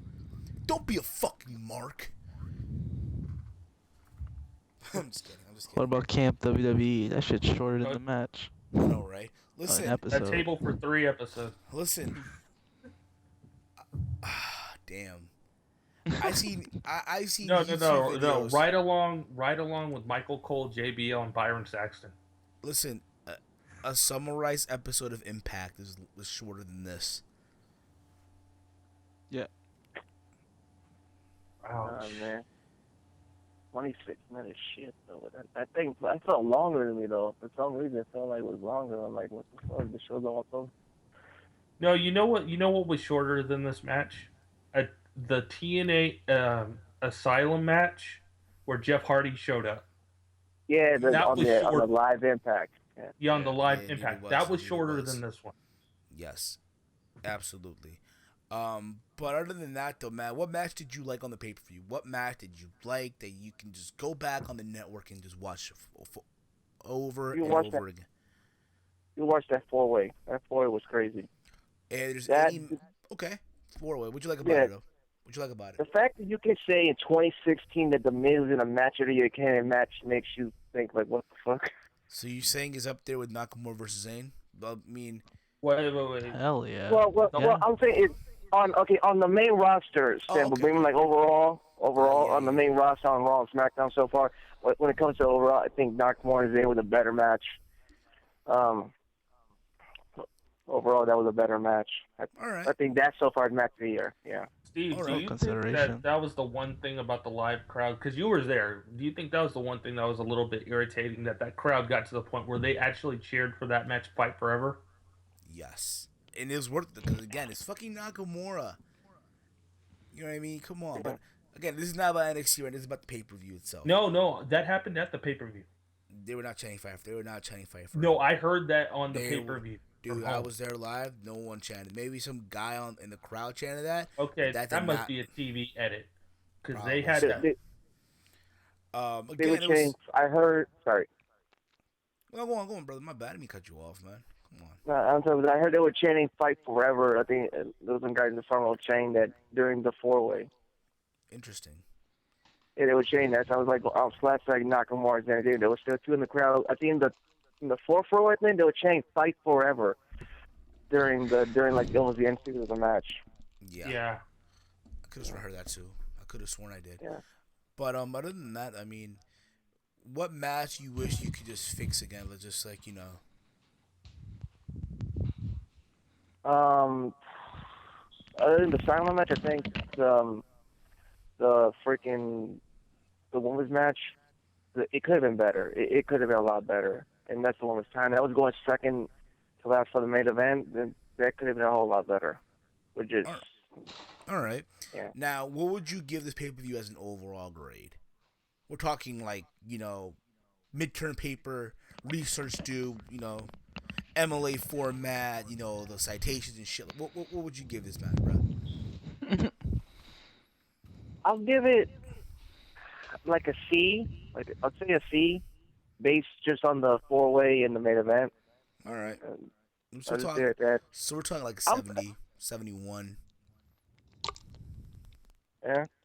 Yeah. All right. I'm just, and I kind of agree with. I don't know who said it, but the Usos. I think if they'll turn Roman heel, You turn the gotta turn. Usos heel because I agree with that too. what they did at the end, what they did, you could basically just say that Styles hadn't won, and the Usos won. The Usos basically cost Styles the world title. Yeah, I They're think it. basically I like think. that's Pretty the much. deal. Yeah, I think honestly, I think Salman said on his podcast. I think it was last year. If you want to Roman heel, have the Usos join. You have fucking Naomi. You bring in Naomi and Tamina. You The bring in bloodline. the Roman That's Empire, and for just shits and giggles, put Samoa Joe in there too. No, Samoa Joe's gonna be that Look, anti-Roman listen, badass. listen. You can make him be like his third cousin, some shit like that. You just never know. But I'll tell you what, Matt, we're gonna take some more calls, dude. Thank you for calling in, brother. If you got a Twitter, YouTube channel, dude, let people know, bro, where they can follow you, where they can check you out. My Twitter is Matt Lopez 1215. All right, brother. I tell you what, dude, post it in the chat so people can follow you. All right. All right. Have a good night, guys. Be easy, all right, brother. You too. Bless you too. Bless you, all right, brother. Rest of you guys. Thank All you. right, brother. Peace. All right. All right, that was Matt Lopez from New York. Look, you know, usual caller. He calls in once in a while. Good man. He has good intentions. You know what I mean? So the lines are open again. Take it back to the street. 718-473-0813. Call in right now. We had someone call in right now. You know what I'm gonna do right now? What I'm gonna do? We had someone call in, and if that person can call back in right now, that'll be awesome. What are you gonna do? Call them? I'm not gonna do that. Gentlemen. And here we go now. Here we go. 719, you're on the air. What up? Who's this? This is Roscoe from Colorado. Roscoe, what's up, brother? How you been, man? I'm doing good, man. How you doing? Chilling, bro. Chilling, feeling like new money. Let me ask you a question, bro. What can you do in 26 minutes and like literally whatever seconds it was? What can you get done? Anything, usually watch the episode on Hulu, commercial free. All right, there you go. Commercial free. The commercial free is always good. I always say. But overall, though, Roscoe, what do you think? What did you think overall of the pay per view? Like, we're going here. We're going here. Research paper style. You know, what grade would you give it? I'd give it probably solid B minus. All right, B minus. There you go. I mean, people are saying C. Who's saying B minus? Is hey, man, it's still a passing grade. End of the day. Yeah, it wasn't as good as last month, but I mean, they tried their best. I mean, it is extreme rules. They tried their best to make it extreme as possible. I heard you, man. I agree. Now, what's the match that you enjoy the most on this card? And what was it about it that you just like, oh my god, I can just watch this over and over and over again? Out of all the matches, I would possibly have to give it the Intercontinental match at the moment. I mean, I'm probably going to have to give it this week or so. Out of all of it, I really did pay more attention to that match. But I have really one question that I really wanted to ask all of y'all. I listened to Salamander Report like last week, I think, and he made like a suggestion of dropping the U.S. title and just creating like the women's championship tag team title. How would you feel about? How would y'all feel about that? Who said that? I mean, we do have Saul Monster. Saul Monster. He said that not today on this week's podcast, but last week. Yeah. He did say I mean, that. honestly, listen, it could work. I just think that right now, you look at the roster now for women, you have, I guess, Emma, Dana Brooks, Sasha Banks, Becky Lynch, Charlotte. You have, I guess, Naomi, Tamina, Summer Rae, Lana and Eva Marie. Eva Marie. That's 10 women right there on my fingers right now. You also want to factor in Nikki Bella when she comes back. I think it's not a bad concept. At the same time, though, you just need more women. You can't do a tag because again, you gotta think about this too. You have a tag team division, I guess, for women. You know, at the same time, you have the women's division, the singles title. You know what I mean? So I would say you could do that if you bring in just more women and start building up these teams, whatever. You know, like you could tell they kind of went with that concept when they had it. You know, Dana Brooks and with Emma, which worked in NXT until they fucking lost to Asuka. But They got owned. I mean, again, it's possible. It's very, very possible. They did it back. They did this. They did that concept back in the late '80s. Yeah, I remember mean, that. it did work in the '80s, and they didn't have that many females back then. I mean, Plus, at first, that was the one thing TNA kind of did right when they did the knockouts tag. I mean, it did eventually get horrible, but like that's one thing they kind of did right when they first brought that in. Yeah, it got horrible when they had Eric Young. That's when it got bad. That's when they fucked it up. Yeah. But like in the early days, they had enough women to pull that off. Indeed. they did have enough. But yeah, that was all I really wanted to call about. Honestly, think that the Roman and the Roman AJ match could have been a little bit more better. And was it to me, or did the Asylum match also feel like a watered down lethal lockdown match? Yeah, it did, dude. For real, Yep. it totally did. The only different thing Dave said at the beginning of earlier in the show, that you could escape. You could escape. Yeah, that's the only issue. Was if they would have had an escape policy in there, probably would have been a little bit better. It didn't really get excited to like the thumb tax, but we all knew that. That's gonna make Botchamania. Yeah. Because they were literally saying on commentary, you're not in this match, you cannot escape. And then Chris Jericho was basically out of the cage. Yeah, he was. His fucking yeah, legs were that's what hanging made and it shit. even weird. Like how he said not escape, but yet Chris Jericho's like always just trying to escape out the ring. Like that just made no sense. Tell me about it, dude. Tell me about it. But other than that, though, I mean, who do you think will be Money in the Bank, dude? Like, what the matches that we've seen today, who do you see? Because, again, we don't know if they're really going to do 8 people or 9 people, 6 people. Let's just do a solid 7, because that's what they normally do, 6 or 7 Based people. off the guys that were in matches tonight, who would you pick as your 7? Out of tonight, have to at least give Dean Ambrose something, so have to throw Dean in there. Give Cesaro, Kevin Owens, and Sammy to at least give those 4. At least we know them and Ladders are gonna bring something out. Throw Kofi in there because Kofi always doing something good in the ladder match. Oh, of course. That's 5. Who else is there?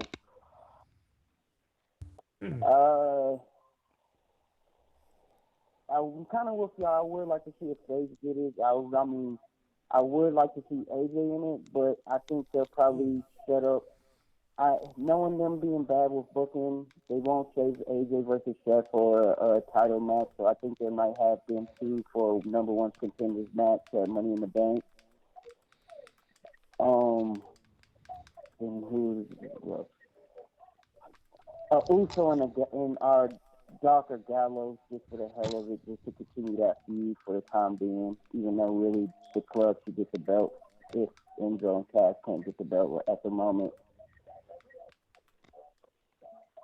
But that's probably my 7. All right, brother. That seems like a good 7 to me too. I mean, again, it's one thing us giving an idea who should be the 7 people in the Money in the Bank. Another thing to see what the fuck WWE would do, right? Right. Yeah. For all we know, Zack Ryder could be in the Money in the Bank ladder match. Oh my god. Oh no. For all we I know, wouldn't be surprised if he for would all be. we know, the They fucking did have that little the wrestling bear could be in the ladder match. Oh, bear, yeah. Oh, I'll cancel my subscription if that ever happens. I mean, they did have him talk about that cancer when they had Michael Cole interview him, and that didn't really. I thought they was gonna set something up with him talking about him surviving cancer with Michael Cole. So yeah, like. Oh yeah, that did happen. The Michael Cole interview with Zack Ryder. He survived cancer in high school. Yeah, I thought they was gonna set something up with him mentioning that because they never really mentioned that all his entire time. Right?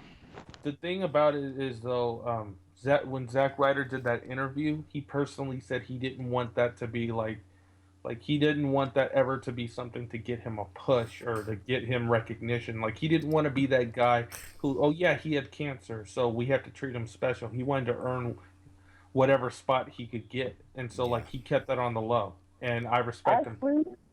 I respect that.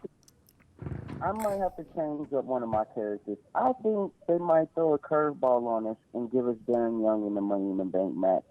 No, he's gonna be in the U.S. Too much title. setting up with this Bob Backlund. I mean, I don't think they're gonna hold this Bob Backlund is so America.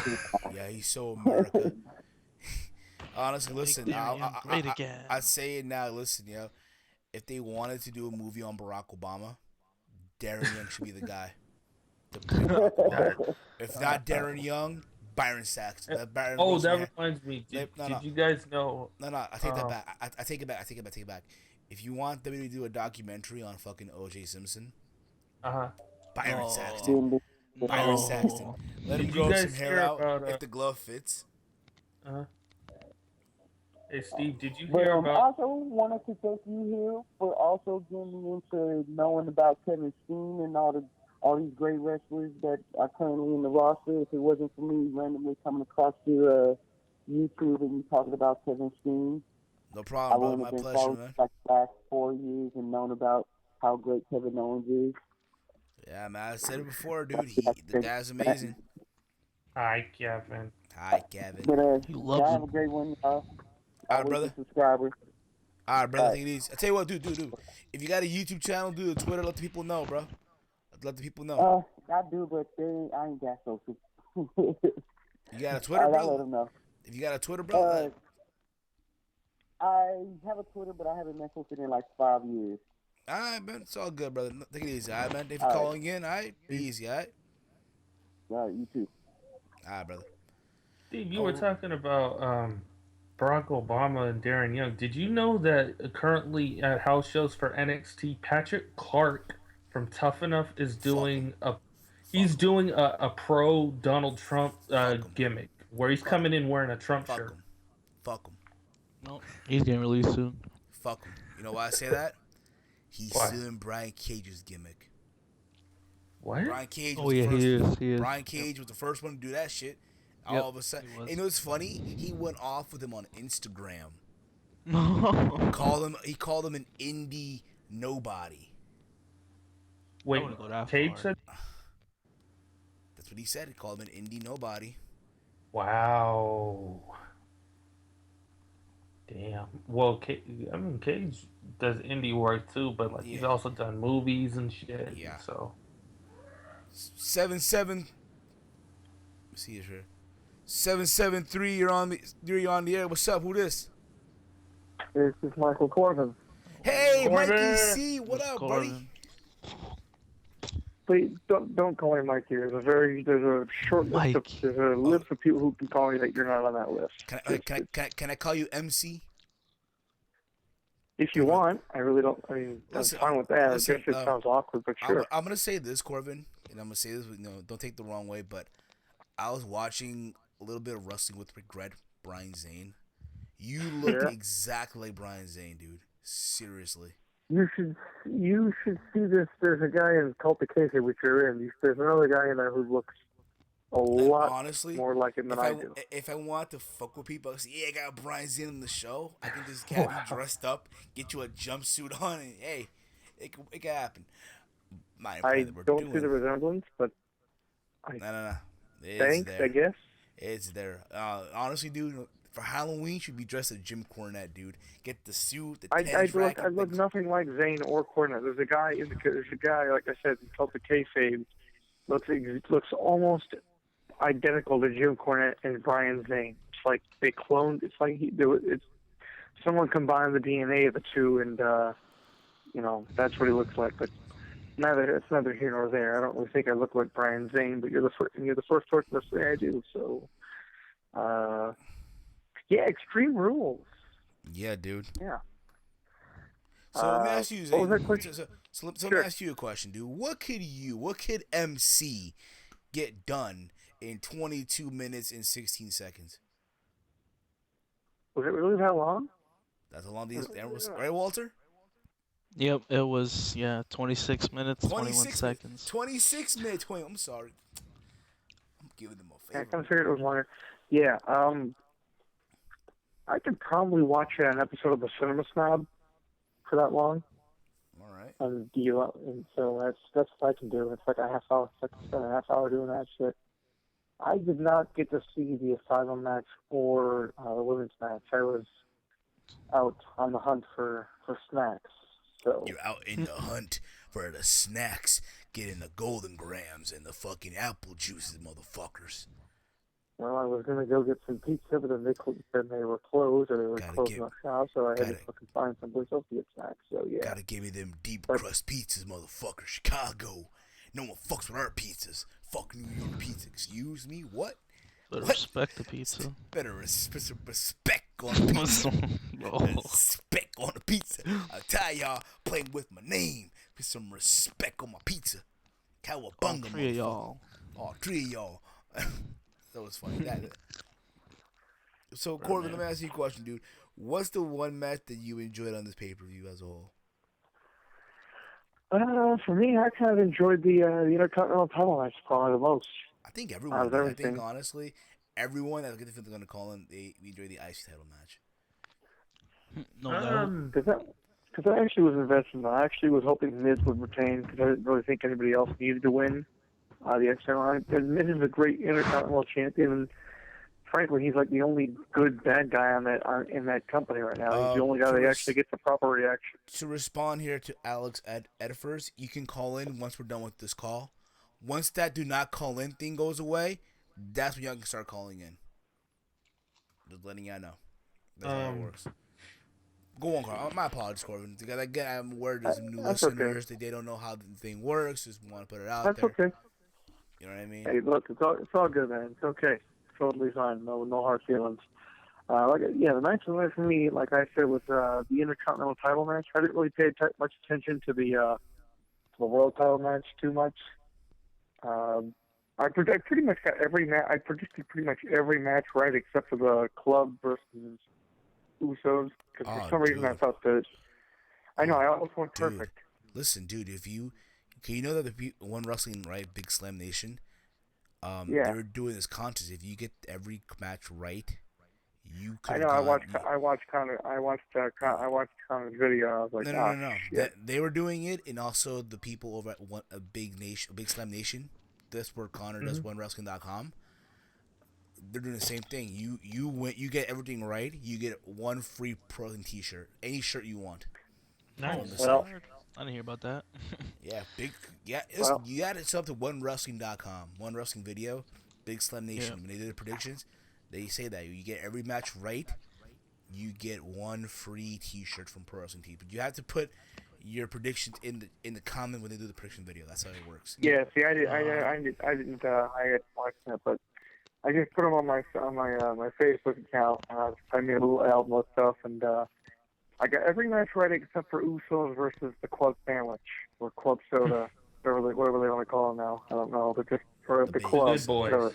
The baking soda. The Good Brothers, the Club Soda. The Good Brothers. I'm just going to call them Club Soda from now on, because I can, or the Club Sandwich, or just the Club. Great security device for cars in the 90s. Terrific stuff. For some reason, I thought the Usos were going to go over because they pretty much had been the Club had pretty much been the Usos and Roman Reigns whipping boys for so long. So I figured, why are they going to have them win here? Why would they do that? But unfortunately, they proved me wrong, and the Club won. Because a little, I don't know.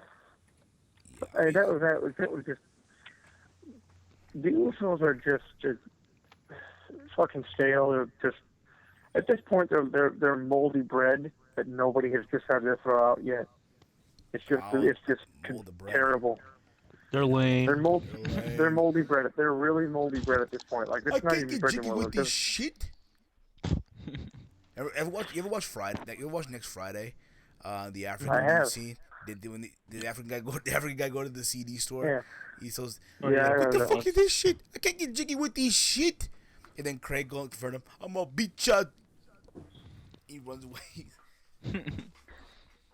Yeah, I've never seen that. Yeah, like the Usos are just they're terrible right now. I'm surprised about this. I'm sorry, I don't mean to cut you off, but I'm surprised too. Dan said in the comment, I'm surprised people haven't said anything about Kobe.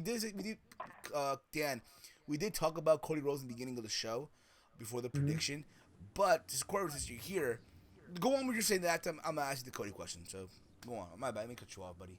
There I go again. Well, go ahead, ask me what you wanted to ask. I don't mind.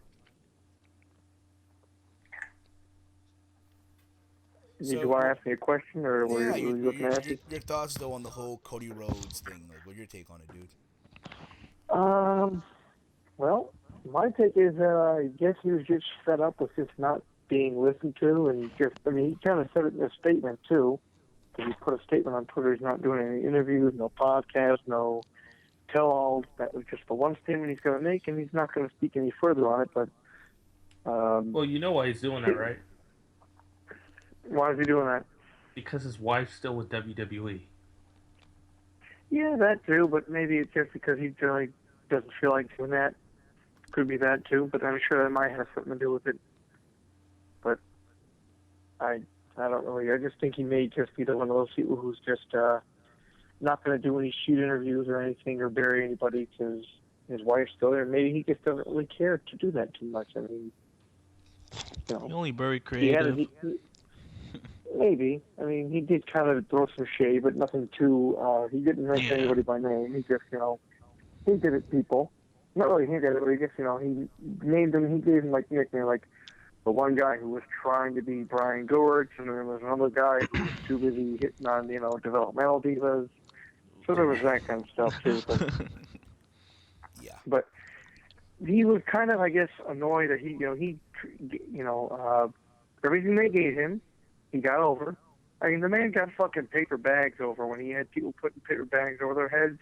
When he was undashing Cody Rhodes. I mean, that he got that over. Yeah, people have been doing that like for bad sports teams and shit. And he got that shit over. People actually wanted them to put the paper bag over their heads. Listen, you could have got you could have Cody Rhodes go out there and just tell you, hey, pull my finger, and that shit was gone over. Exactly. He could probably get that. Much like his father and brother before him, he has the talent to just get pretty much any gimmick over. Listen, I mean, for fuck's sake, Dusty got polka dots over, so we can agree on this. You can have Cody Rhodes walk out there with the wrestling bear and put a paper bag over the wrestling bear's head, and that shit would have gone over. I don't know about that one. I don't know about that one. No. Cody Rhodes could get the. If anybody could get the wrestling bear over, Cody Rhodes could get the wrestling bear over.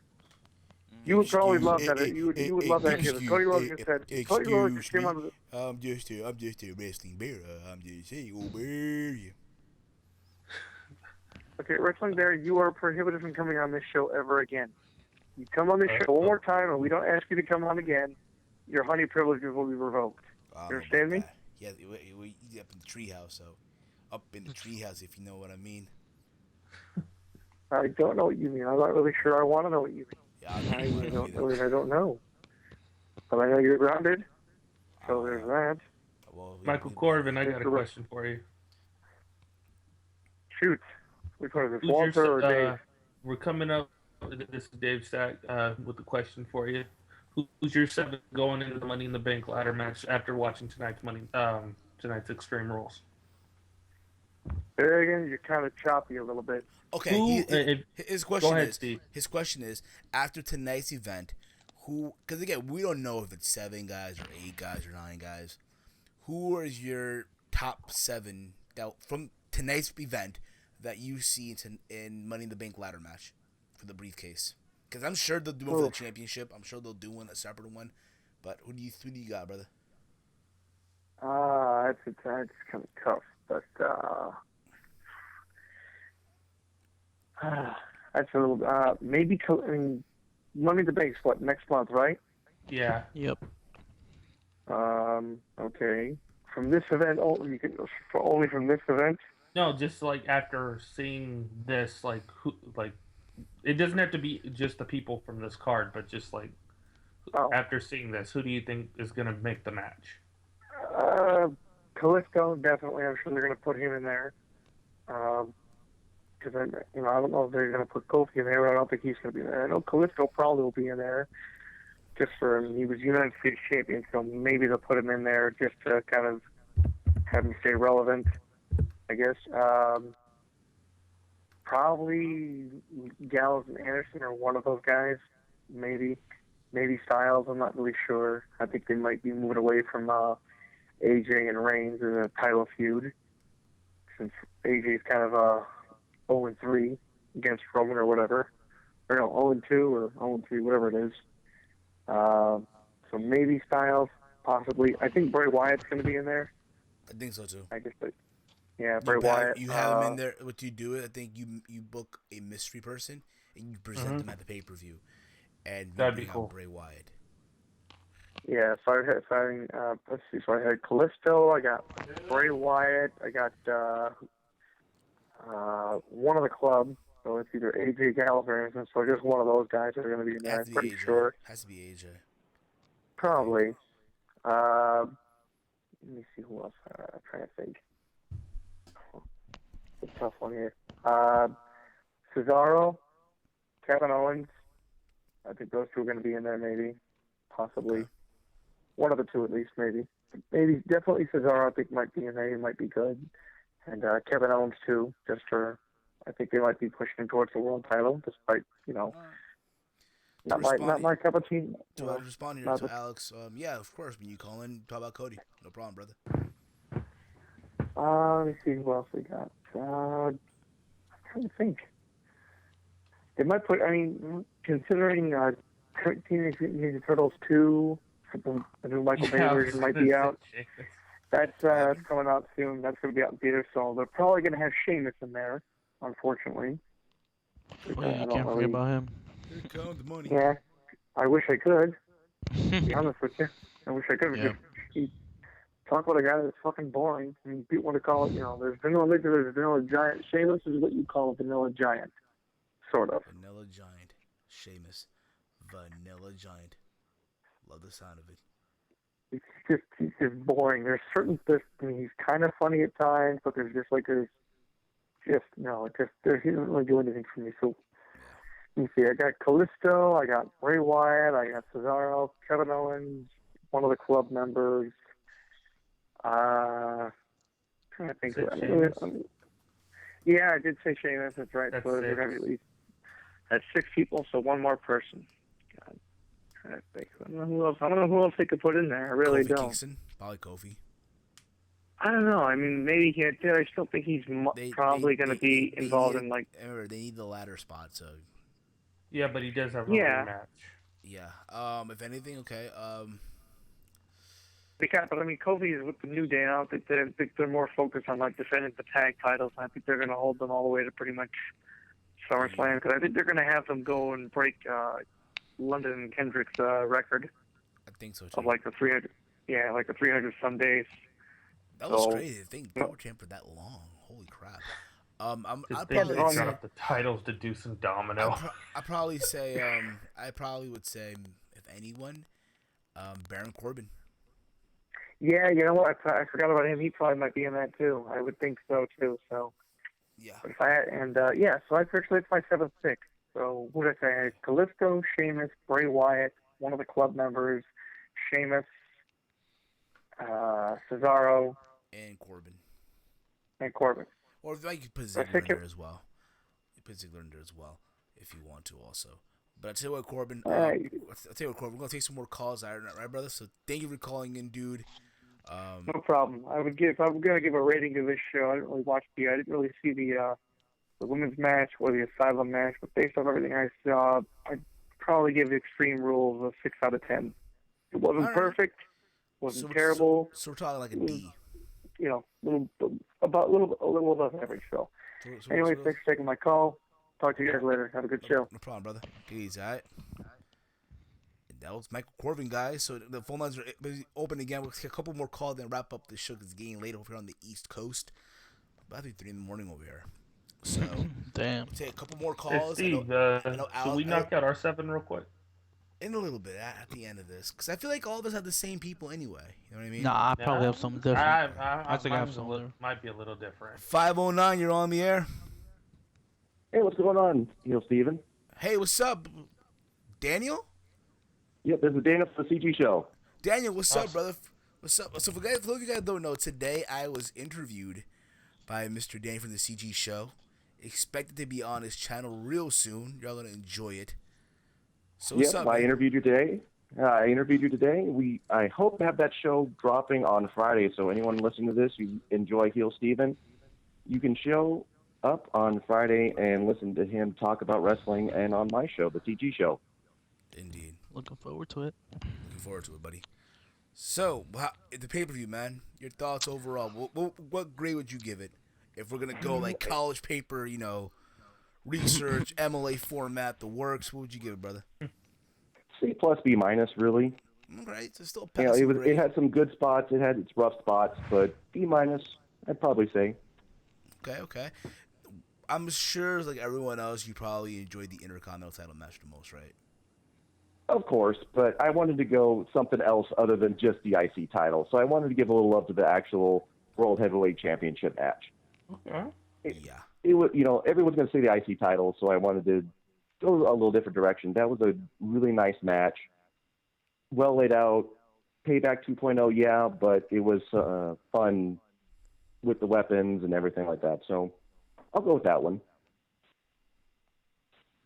So I hear you, dude. Now, what's the one? Now, let me ask you this question: the Asylum match went 26 minutes 21 seconds. What could you get done in 26 minutes and 20, or how many things could you get done, if you will? Half-hour interview. Okay, there you go. Half-hour interview. Okay. Make a cup of coffee, make a sandwich, and multitask and. Absolutely. Yeah, that went way too long, and it was only worth the last 2 minutes of that match. Yeah, and I agree. Like, especially like being there live, it felt like hours and hours and hours, and they kept going and going. And I pretty sad because you would think that Jericho and Ambrose would be a dream match, but unfortunately these two guys, and I said it before, they don't have chemistry. They lack that. No, they don't. They're missing something there. Especially Jericho being old. You can say his age too. We put Jericho back in his prime, probably be a whole other scenario. But it's sad when you can't have a good match with Jericho. And Jericho is one of those guys that goes out of his way to help the young talent, get them over, something that Cena didn't do. But still, I mean, it's just sad and disappointing, Well, what's surprising to me about that is not the lack of chemistry between Jericho and Ambrose, but you think back to Roadblock, and Triple H and Ambrose had a dynamite match. So I just wonder if it's an Ambrose-Jericho thing, or if Ambrose is kind of Yeah. It probably is. I don't know. Ambrose, I think he should get a little better in the ring too. Like, I don't know. I think most of his matches are a bit disappointing. Well, he's a rugged. His style is rugged. That's all. Yeah. I actually have a weird feeling that reports are going to come out that the Asylum match or whatever cut. Like that might be the reason why the women's match was like maybe that one actually was cut short because that one went too long. And I get that, but this, to me, honestly though, and I get this from a combat sport perspective. The co-main event and main event are always the two most important fights on the card. True. You do not cut time from your two headline matches. Like at especially Mania, especially when you want the women's title, that women's division, #women's wrestling to be a big deal, and you're making that a big deal. You just don't give them 6-7 minutes out there. You just don't do that. I know, and I mean I understand the value of the women's division now. It's just like there has been a history of like they would put the women's matches, that filler match, right before the main event, and it's just like it's happened before at Mania, like what happened during the Battle Royale or whatever. They had to cut one of them women's matches short before the main event because of I think it was the CM Punk Undertaker match. It went too long. And I'm just wondering if this is one of those cases where that cage match went longer than expected, and that's why we got a shorter women's match. Maybe it could be. What do you think? What do you think, Daniel? What do you think, bro? Well, that's why the referee is there to let them know, hey, you're going to go a little too long. Finish this thing up and let us get to the nice women's match that is our co-main event. Charlotte and Natalia have proven they've put on good matches. They should have been given 12, 13, 15 minutes to tell their story and wrestle a good match. They can do it. It's proven. The Ambrose and Jericho match was just a dud fest up until, they dumped out the thumbtacks and did their 2 big spots with the barbed wire and the 2x4. Thumbtacks, go home, done. It was a way too long match. It was dragging on forever and ever and ever and ever. I'm sure for you, Steven, that in person must have been awful. Oh God, it felt like, you know what it's like? It's like that. It's like, okay, because in college, before I went to culinary school, right? I tried college because I thought college, it was for me, and it wasn't. And what happened was, I hate saying what happened was, so I was a communications major before culinary and all that. Because again, I thought, hey, college was for me, but it really wasn't. So one of the courses I needed to take was a public speaking course. And every Friday, the professor would have us, do like these speeches, whatever, right? And this one guy would always get up there. Something that should take like probably 10 minutes or less took like 20 minutes. And he kept it just drags on and on and on. Going and going. And keep this in mind, in college, professors don't give a fuck. They got their money already. So everyone's just falling asleep or on their phone. Angry Bird was a thing back in the day, so, Oh, really? Yeah, remember? Yeah, you're right. The Energizer Bunny slogan, it keeps going and going and going. Good for battery life, not for bad matches. Yeah, I totally agree with you on that. Now, who do you think will be based off tonight as a whole, for all the guys that were in the match, what have you, if you're to pick, I don't know, 7 people that you think will be in the Money in the Bank ladder match based off the people that were in the match tonight? Well, I think it's obvious Zayn and Owens are going in to continue their feud going to SummerSlam. So they're kind of going to shoehorn into the Money in the Bank match. Perhaps Owens winning and then Zayn going on to SummerSlam and they go into Hell in a Cell and they have their blow-off match. So I think that's for who the first 2 are going in. Next to perhaps AJ Styles, give him, another shot at the title, quote unquote. Let him, be in that match, be the spot guy, be the guy he is. Then you got to have some filler guys, Ambrose, Jericho, Sheamus, Del Rio, those type of guys to round out good wrestlers, but overall not guys who are really going to be in the picture, but can legitimately go and put on a good match. Yeah, I agree. Word. Totally agree. On that. Marina comment. Asylum match was a TNA Lethal Lockdown ripoff. I agree with that, but I feel like it was more on the upper budget, if you will. For me, it felt like it was more upscaled. It was like your rich kid friend in high school who just spent way too much money on a crappy car. Yeah, totally. Totally on that. I agree with that. Hot diggity. I totally agree on that. Yeah, bad in-person implantation. At least TNA Lethal Lockdown had a ceiling coming down. They actually bleed. Yeah, that's true. They actually did bleed on that. But back then it was on a pay-per-view, not treated like a free preview. But that's just around the point. Other than that, though, I mean, what was the one match that you enjoyed, though, if anything, on this whole card? Hello? Talking to me? Yeah. Oh, sorry. I wasn't sure. One match on the card I would have, liked to have improved is Charlotte and Natalya. But as far as if I'm going to watch one match back to back, it's going to be the IC match. Yep, absolutely. Of course. Absolutely, man. I think all of us, watch it over and over and over again. I mean, yeah, it's the Head and Shoulders match of the night, really. Top 2 matches for me. I don't know why, but I really enjoyed the U.S. title match just because I was getting tired of Kalisto's run, and I just wanted to see him get destroyed, and he did. So. How about that accolade that Kalisto took? Yeah, that was pretty deep. I like that. Like, literally, that made me think of the Iron Sheik when he's always talking about, I'm going to break your back and fuck your ass and make you humble. Break your I'll put you in the cover clutch, break your back and make you humble. Ah, poor. Yeah, I never believed John Cena when he was in the accolade, just kind of like slumped over. Kalisto sold that accolade like $1 million. Yeah, I agree. But to me personally, if Rusev was gonna do that, he might as well just fucking put him in the rear naked choke instead of an accolade. That's just me, of course. When you bend someone that back, you might as well just crank in the rear naked choke. In my opinion. I can't disagree with you on that. In my opinion on that, you know what I mean? I can't disagree with you on that. Sure. Yep. Exactly, man. But other than that, though, man, I mean, thank you for calling in, dude. We go take some more calls right at the moment, all right, brother? All right. Thanks for letting me visit on your show again, Heel. No problem, bro. Before you go, you want to let people know your channel, your Twitter, where they can follow you, they can check you out, man? Absolutely. You can follow me on Twitter at CG Show on YouTube.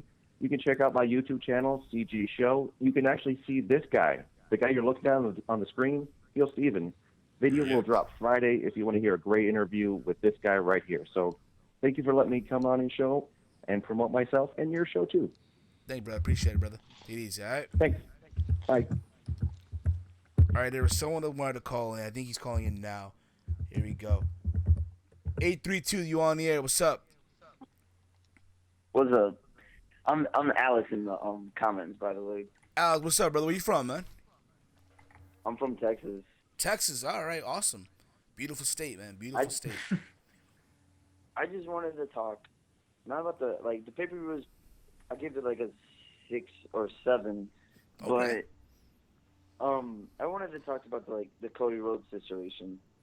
Go ahead, brother. Floor is all you, man. All right. Shoot away. So basically, after Stardust turned on Goldust, I think they should have booked him, like Tyler Breeze makes his debut, and Cody Rhodes goes back to his dashing Cody Rhodes, and that would wouldn't that make the perfect tag team? Like Tyler and Cody, because when Cody was dashing Cody Rhodes, he did his little mirror thing. Yeah, I agree. thought they Mirror were in a selfie. You talking about Tyler Breeze and Cody back when Cody was dashing Cody Rhodes, right? Mm-hmm. Yeah. I mean, I guess you could have, but at the same time, different times. I mean, I don't think Tyler was at the time signed with the company. They put Tyler to waste as well. Yeah, they did. I kind of agree with you on that. It's Vince. Vince doesn't see anything with him. I think He doesn't understand the gimmick. He doesn't understand the gimmick. I mean, and this is the same guy that had Rick the Model Martel in his organization, right? He had the adorable one, Adrian Adonis, right? And yeah, plus, remember Arrogance from Rick the Model Martel? Tyler has the the perfume. Yeah, the cologne perfume. or whatever. Yeah, the perfume cologne, the spray. But go on, brother. Cody Rhodes had talent. He has talent. He does, they absolutely. didn't put him to waste. I agree with you on that. I totally agree. But I think at the same time, though, it came to show no matter what you gave him, he made it work. He made it work. Down in NXT, when you rewatch Tyler, he was great. Now they just put him to waste. You gotta understand this too, though. You gotta understand. Tyler went back to NXT and did a match with Shinsuke Nakamura. Yeah, that was a fantastic match. That was at a house show. That was one for TV taping. That was a house show. I've never heard about it. Okay, but the thing about it too, though, with Tyler Breeze, though, that gimmick, though, when you think about it, that whole persona, it works in Full Sail. It works. You know what I mean? And you don't have that many people critiquing like you do on the main roster. You know what I mean? We're talking about the main roster. You have the likes of Kevin Dunn and Vince McMahon and all these other writers who don't even fucking watch NXT. Let's be real about it. That's true. They don't even watch, so they don't even know who the fuck is coming up. Can you imagine? Can you imagine the WWE main roster's writing team with having to do something with Shinsuke Nakamura? Oh God! Fuck, they will make him fucking. They would make him fucking. Who are the guys? No. Who is the Jap? No. Kenzo Suzuki. Oh no. The Bronze Warrior. They'll bring some girl named. They'll bring Asuka as Kimono. Oh God! Remember, Don't say that. remember when Please Suzuki? don't say Remember when that. Kenzo rapped John Cena and he wore like a Yes. fucking Uncle Sam outfit? There you go. Don't be surprised if it fucking happens. Oh man, don't. I just want to get Don't say something that. right off Kenzo off my Suzuki. chest that I haven't like told anybody. What? All right, doesn't Big Cass look like Tess in his rookie Every year? a lot You of know, people have been saying you know what's funny? So I do this show on Monday on OK Fabe's YouTube channel, the Post Raw Rundown, and last week's show we did a comparison of Test, and we were singing Test's old theme song. Well, instead of Test, we said Big Cast. This is the Big Cast, Big Cast, Big Cast, Big. Yeah, it's fucking funny though. They look exactly alike. And I'm just Exactly alike, wow. but all you need though for Big Cast, you gotta have the pump handle slam. You give him guys, that- what, a sidewalk? Yeah, you do, but Test's finish was the pump handle slam, That's true. along with the big boot.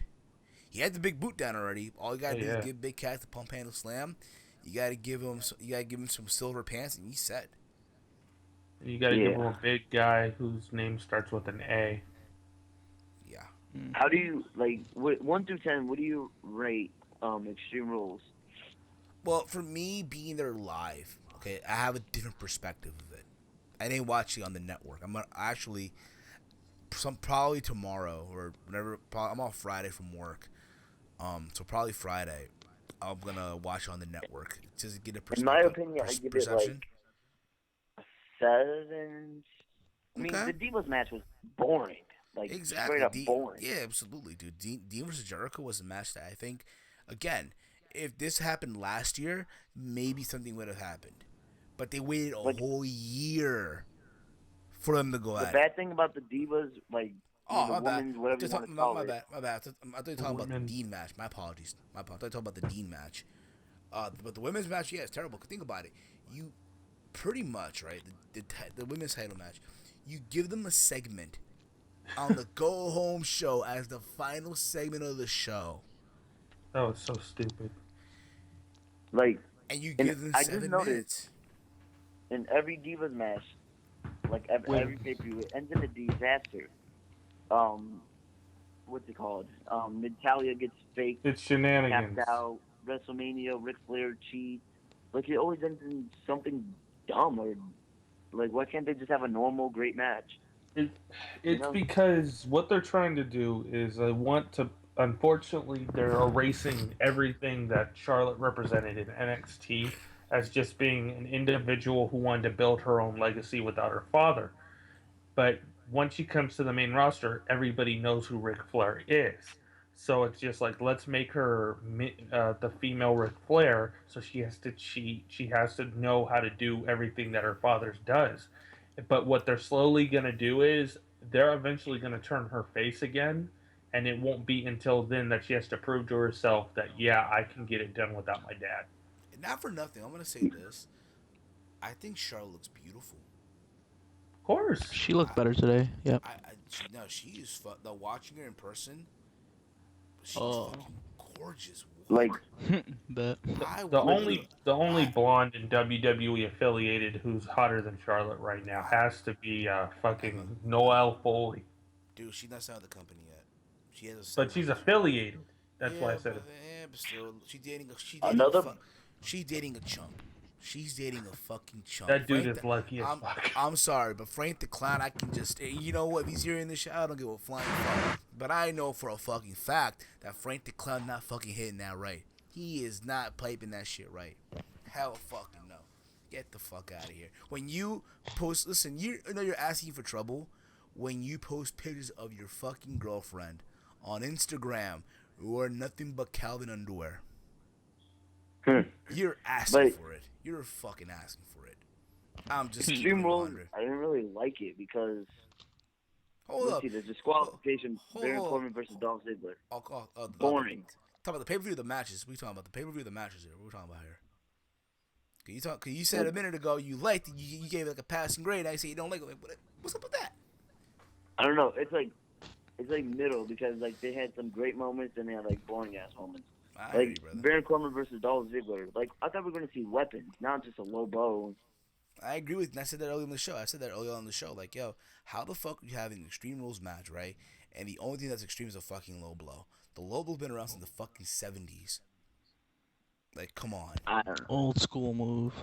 It's the most oldest school in the. If you're gonna do it, at least do it with a kick or something. You know what's funny? He does it in front of the referee. The referee just looks at it like, what the fuck want me to do? Like, what the fuck?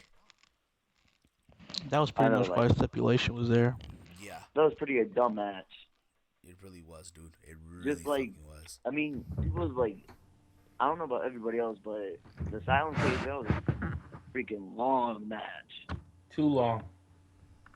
Like, it was boring. Like, look at the weapons that they have. Like, the 2x4, that's a good weapon. Kendo Tic-tac, stick.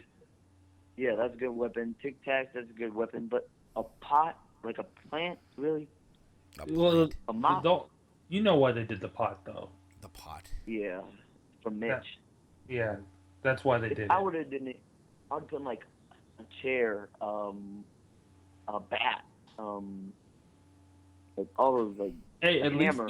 at least be happy that they did have the barbed wire 2x4 and it got used. Yeah. Barely. I mean, yeah, it was probably fake barbed wire, but at least they portrayed it that it was barbed wire and it got used. Yeah. Unlike My the favorite Lesnar part match. about Yeah. what's your favorite part about Extreme Rules? I mean, for me, I guess it was the Fatal 4-Way, just the near falls in the Intercontinental Championship, just the near falls. It's Again, probably you're talking to a guy that was there live. So, for me, I it was think a everybody whole... would agree when Seth Rollins returned. That was that great. too. That got a pop. But as far as like the best moments in a match, I go with the Intercontinental Championship near falls. Best And moment I'm of gonna the tell show. you guys this: I'm totally getting that shirt. It's funny. Oh, the new Seth it's- Rollins looking Target shirt. You know, it's funny. Oh, you're probably too late now. Actually, you're not. You still have. You're from Texas, right? So you have so you have 5 more minutes. If you go on shop right now, they're selling the shirt. There's a code for Extreme.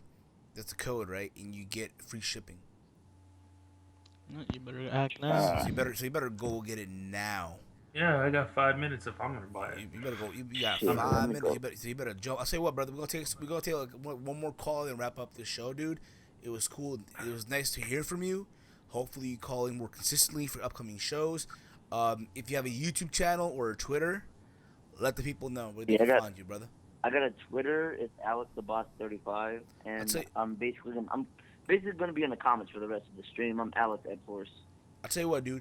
In the chat, dude, post your Twitter handle, and the people can follow you. All right, I'll give you a follow too. All right. All right, bet. All right, brother. Be easy. All right. Thank you. All right.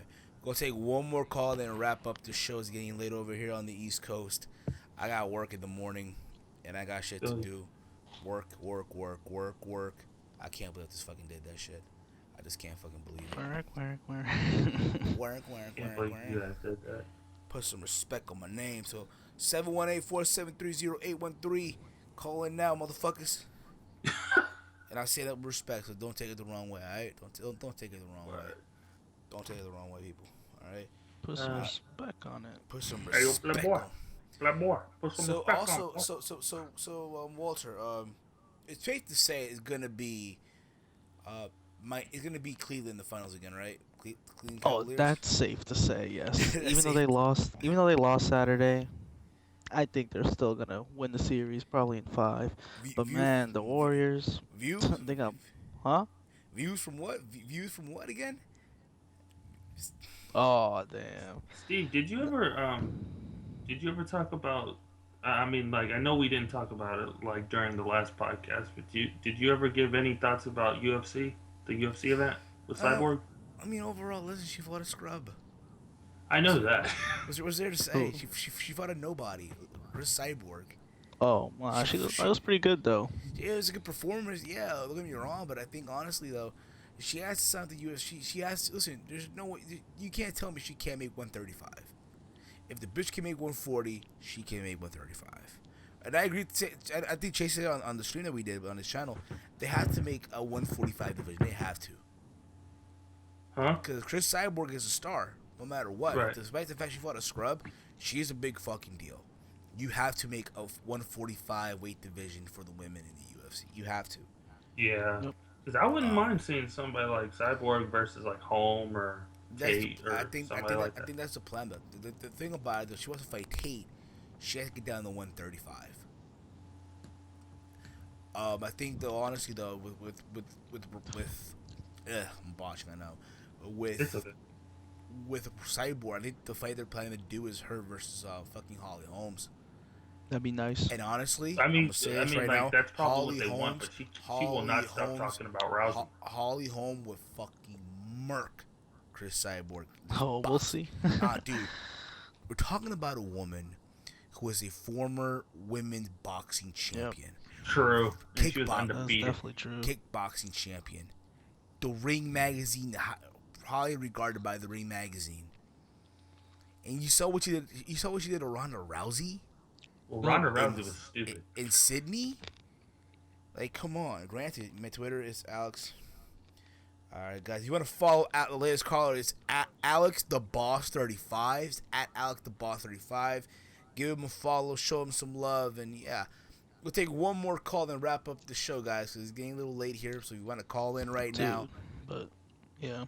But the Warriors, man, they got blown out today. That's all I wanted to say. Really badly. What's the score right now? What's the series right now, brother? Thunder are leading 2-1. Ooh. So like it's very interesting. So the Thunder, you can't sleep on them. They could probably face LeBron's team again. Oh, dude. Come on. Oh man.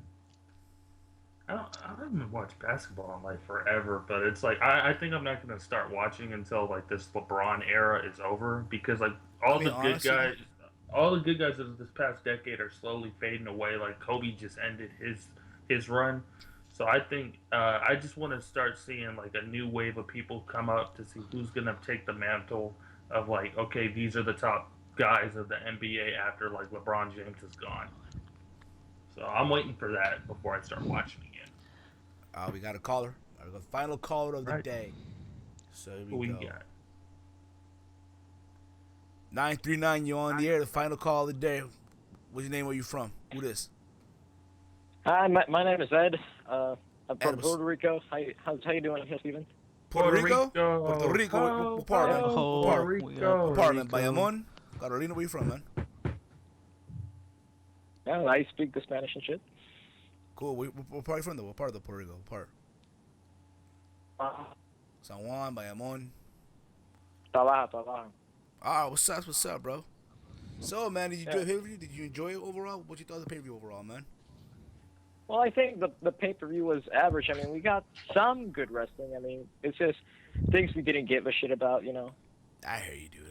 I mean, again, I thought, for me, because I was there live, it's a different perspective. It's a different...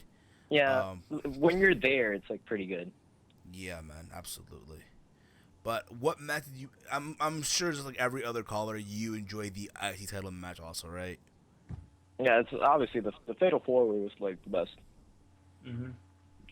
I mean, pretty good Fatal 4-Way. You usually don't get shit like that. Exactly. If they have the right talent, the right people, the right spots, you can build up a good Fatal 4-Way. That's what wrestling's about. Exactly, dude. Absolutely. I like the fact, again, like I said earlier in the show, all the near fall, they did all the near falls is like consistent, just fucking amazing. But other than that, though, we were asking people earlier, because the Asylum match was like 26 minutes, 21 seconds, what could you get done in 26 minutes, 21 seconds? What are the things that you can get done? Like, you know, let them know.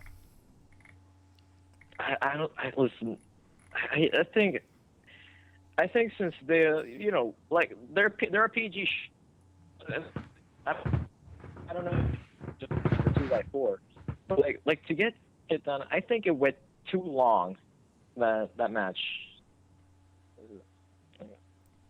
That's like my opinion. Ugh. And I'm sorry that I'm calling like this because I'm actually quite tired right now. But dude, I can do it. I'm in Jersey right now. It's like 3 in the morning over here. What time is it right now in Puerto Rico?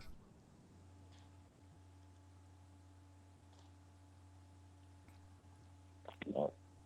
You hear me? Yeah, it's also 3. Yeah, it's 3 in the morning here as well. So. Oh damn, crazy.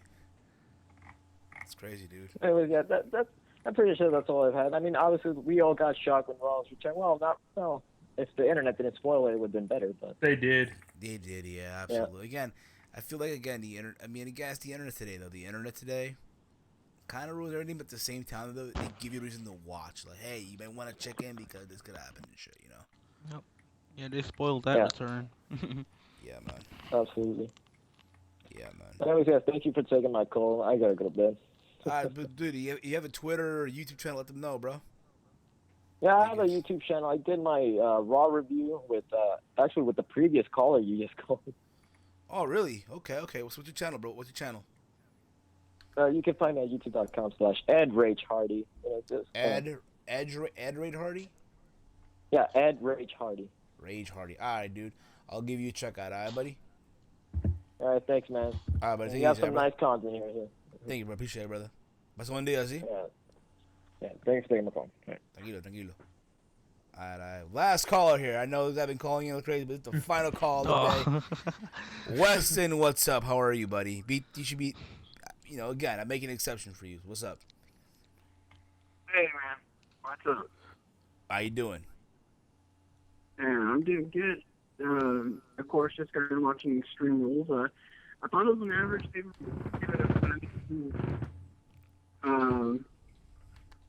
Best match of the night for me was definitely the main event with Roman Reigns. Okay.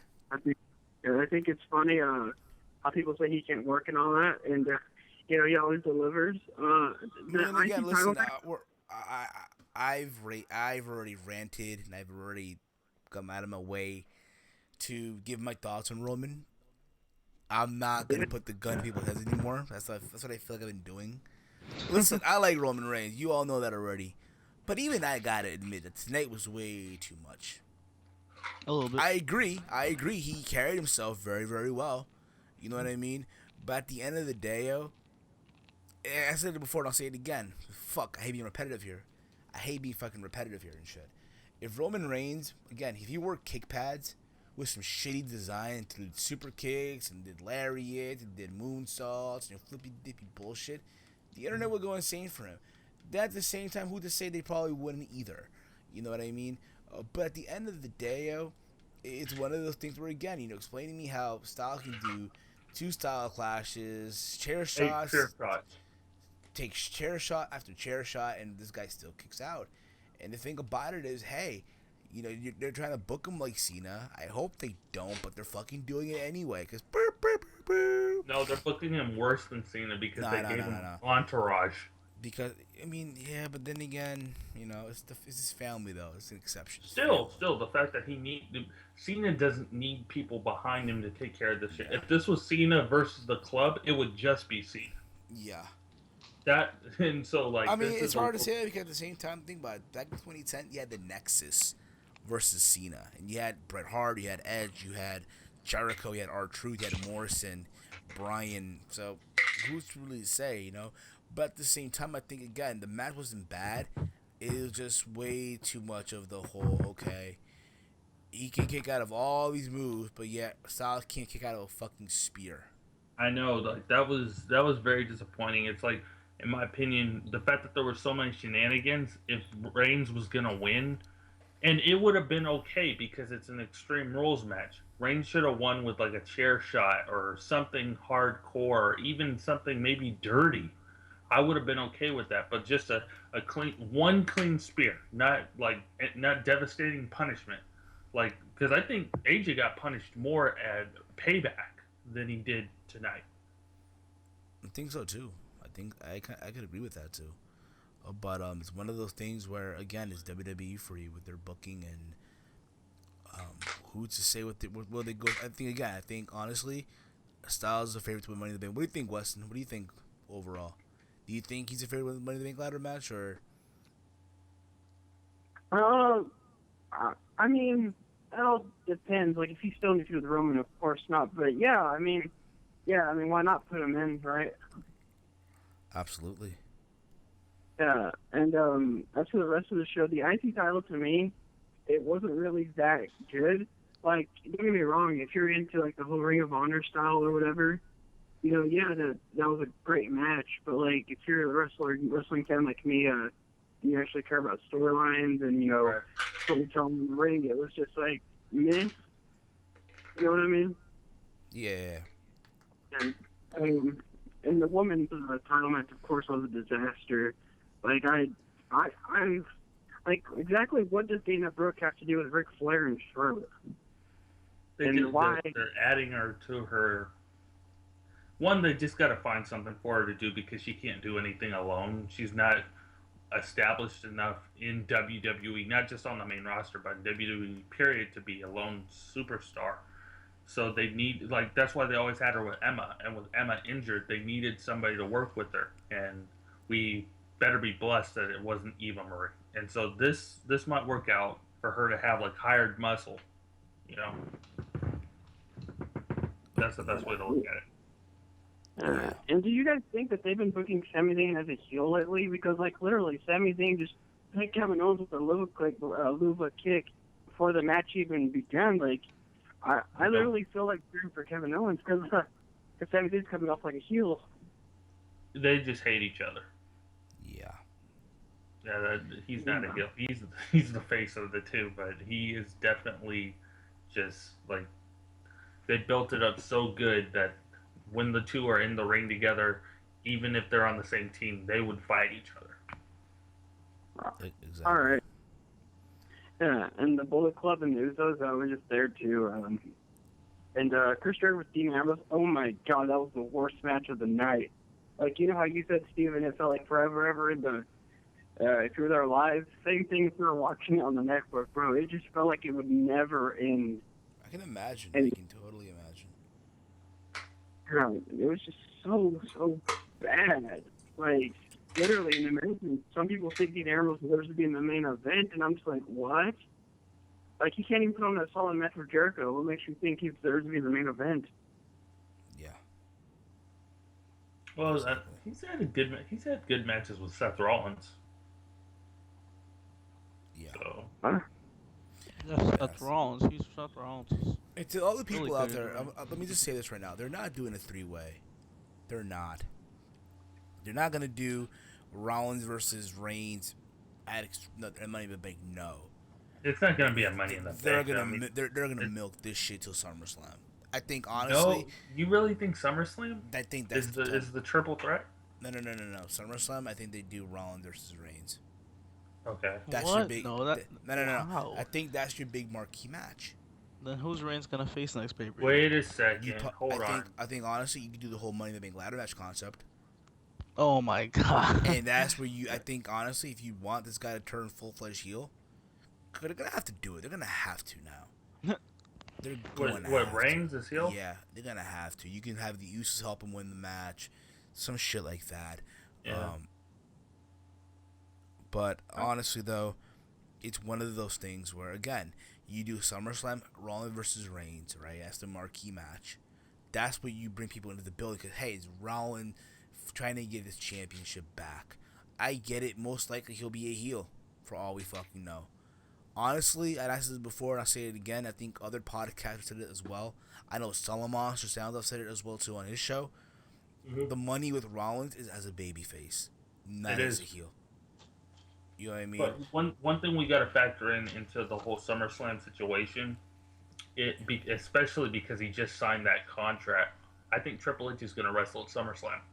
Probably so, and honestly, well, he always does, I think, right? I mean, who knows, really? I mean, he didn't wrestle last year, did he? He didn't wrestle last year. That's why I'm thinking the Triple H might want his rematch with Roman Reigns, so that might actually be the match. I think him and if not a triple threat between Reigns, Triple H, and Rollins. I think honestly, dude, it's gonna be Rollins. They're gonna be Triple H versus fucking Rollins. No. Shane. Yeah, that could happen too. That could happen. And you can do honestly, AJ Styles versus John Cena. Really already? Nah. On SummerSlam, dude, you want these fuckers to go to the Barclays Center, dude. You want to give the biggest show of the summer. That's where you do. I get it, WrestleMania. No. I agree because because whatever happens at SummerSlam, it has to at least be equal in value of Takeover Brooklyn 2. Exactly. Weston, tell you what, dude, we're gonna wrap up the show now, dude. So thank you for calling. That's what I was about to do. Shout out to the new callers today. Hopefully you guys keep calling I'm calling in, and good night to everybody. All right, brother. Take it easy, all right? All right. All right, guys, gonna wrap this wraps up the show. Now we thank you all tonight for tuning in live. We thank you all tonight for calling in. If you're new to the channel, hit the subscribe button. You can follow me on Twitter at HEELSTEVEN. If you want to buy an awesome T-shirt, head over to the Team Heel Podcast store over on Spreadshirt. That is teamheelpodcast.spreadshirt.com. You can get yourself the Damn Dixie T-shirt. Damn Dixie. Think about it. From losing network deals, losing talent. Damn Dixie. Damn it, Dixie. They come in all sizes. We ship all over the world. That at the Team Heel, www.teamheelpodcast.spreadshirt.com. Spreadshirt, the proud sponsor of the Team Heel Podcast. Which, by the way, Team Heel Podcast 148 live this Friday on this channel. This Friday, live on this channel, episode 148. The Team Heel Podcast back on iTunes. Is back here on YouTube again. Be on my channel. You can also catch the Team Heel Podcast on iTunes, Stitcher Radio, SoundCloud, also available on Google Play Music. Also, the newest shirt on the store is the official Oh Bear Yeah t-shirt, inspired by the wrestling bear himself. Oh Bear Yeah. Again, that is Team Heel Podcast. That is www.teamheelpodcast.spreadshirt.com, the official home of the Team Heel Podcast store. We also have different designs as well, not just the one that I just showed. We also have the Good Guys Don't Last, but Heels Do. We have the Around the Point t-shirt. So many other designs that we have that I guarantee you're going to enjoy. So, yeah, so if you're going to a wrestling show, whether it's WWE, TNA, Ring of Honor, or out with the friends and family, you could represent the Team Heel Podcast with the t-shirt. And we'll be back this coming Friday for 148, episode 148 of the Team Heel Podcast. Okay, cuz. Yep. You can follow me on Twitter at HamWalter. Sub to my YouTube, youtube.com/knowledgeofwrestling. And yeah, I hope you all enjoy the pay-per-view. Well, at least attempted to. And yeah, that's about it. Take it, Mr. Sack. All right. Before I give any plugs, I just want to give two quick shout-outs. One to my homegirl, the Queen of LA, Liz Huerta.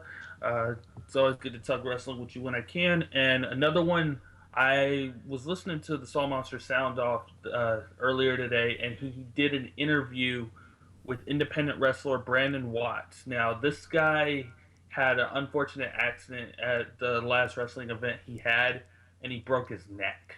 And this guy was scheduled to compete in the up-and-coming, not in a cruiserweight qualifier, but he was going to be on the same card as a cruiserweight qualifying match during an Evolve event coming up. So that was going to be the biggest match of his career. And this guy just broke his neck. But he just had successful surgery. So Brandon Watts, I just want to give you a big shout out. Hope all goes well with your recovery, and I hope you end up back in the ring. Yeah. And with that being said, guys, I'm HEELSTEVEN. I'm Knowledge of Wrestling. I'm Dave Sack. And we'll catch you all next time. See you all this Friday on the Team Heel Podcast 148. Peace. You are watching Around the Point, live on YouTube.com, brought to you by Spreadshirt, with your host, HEELSTEVEN.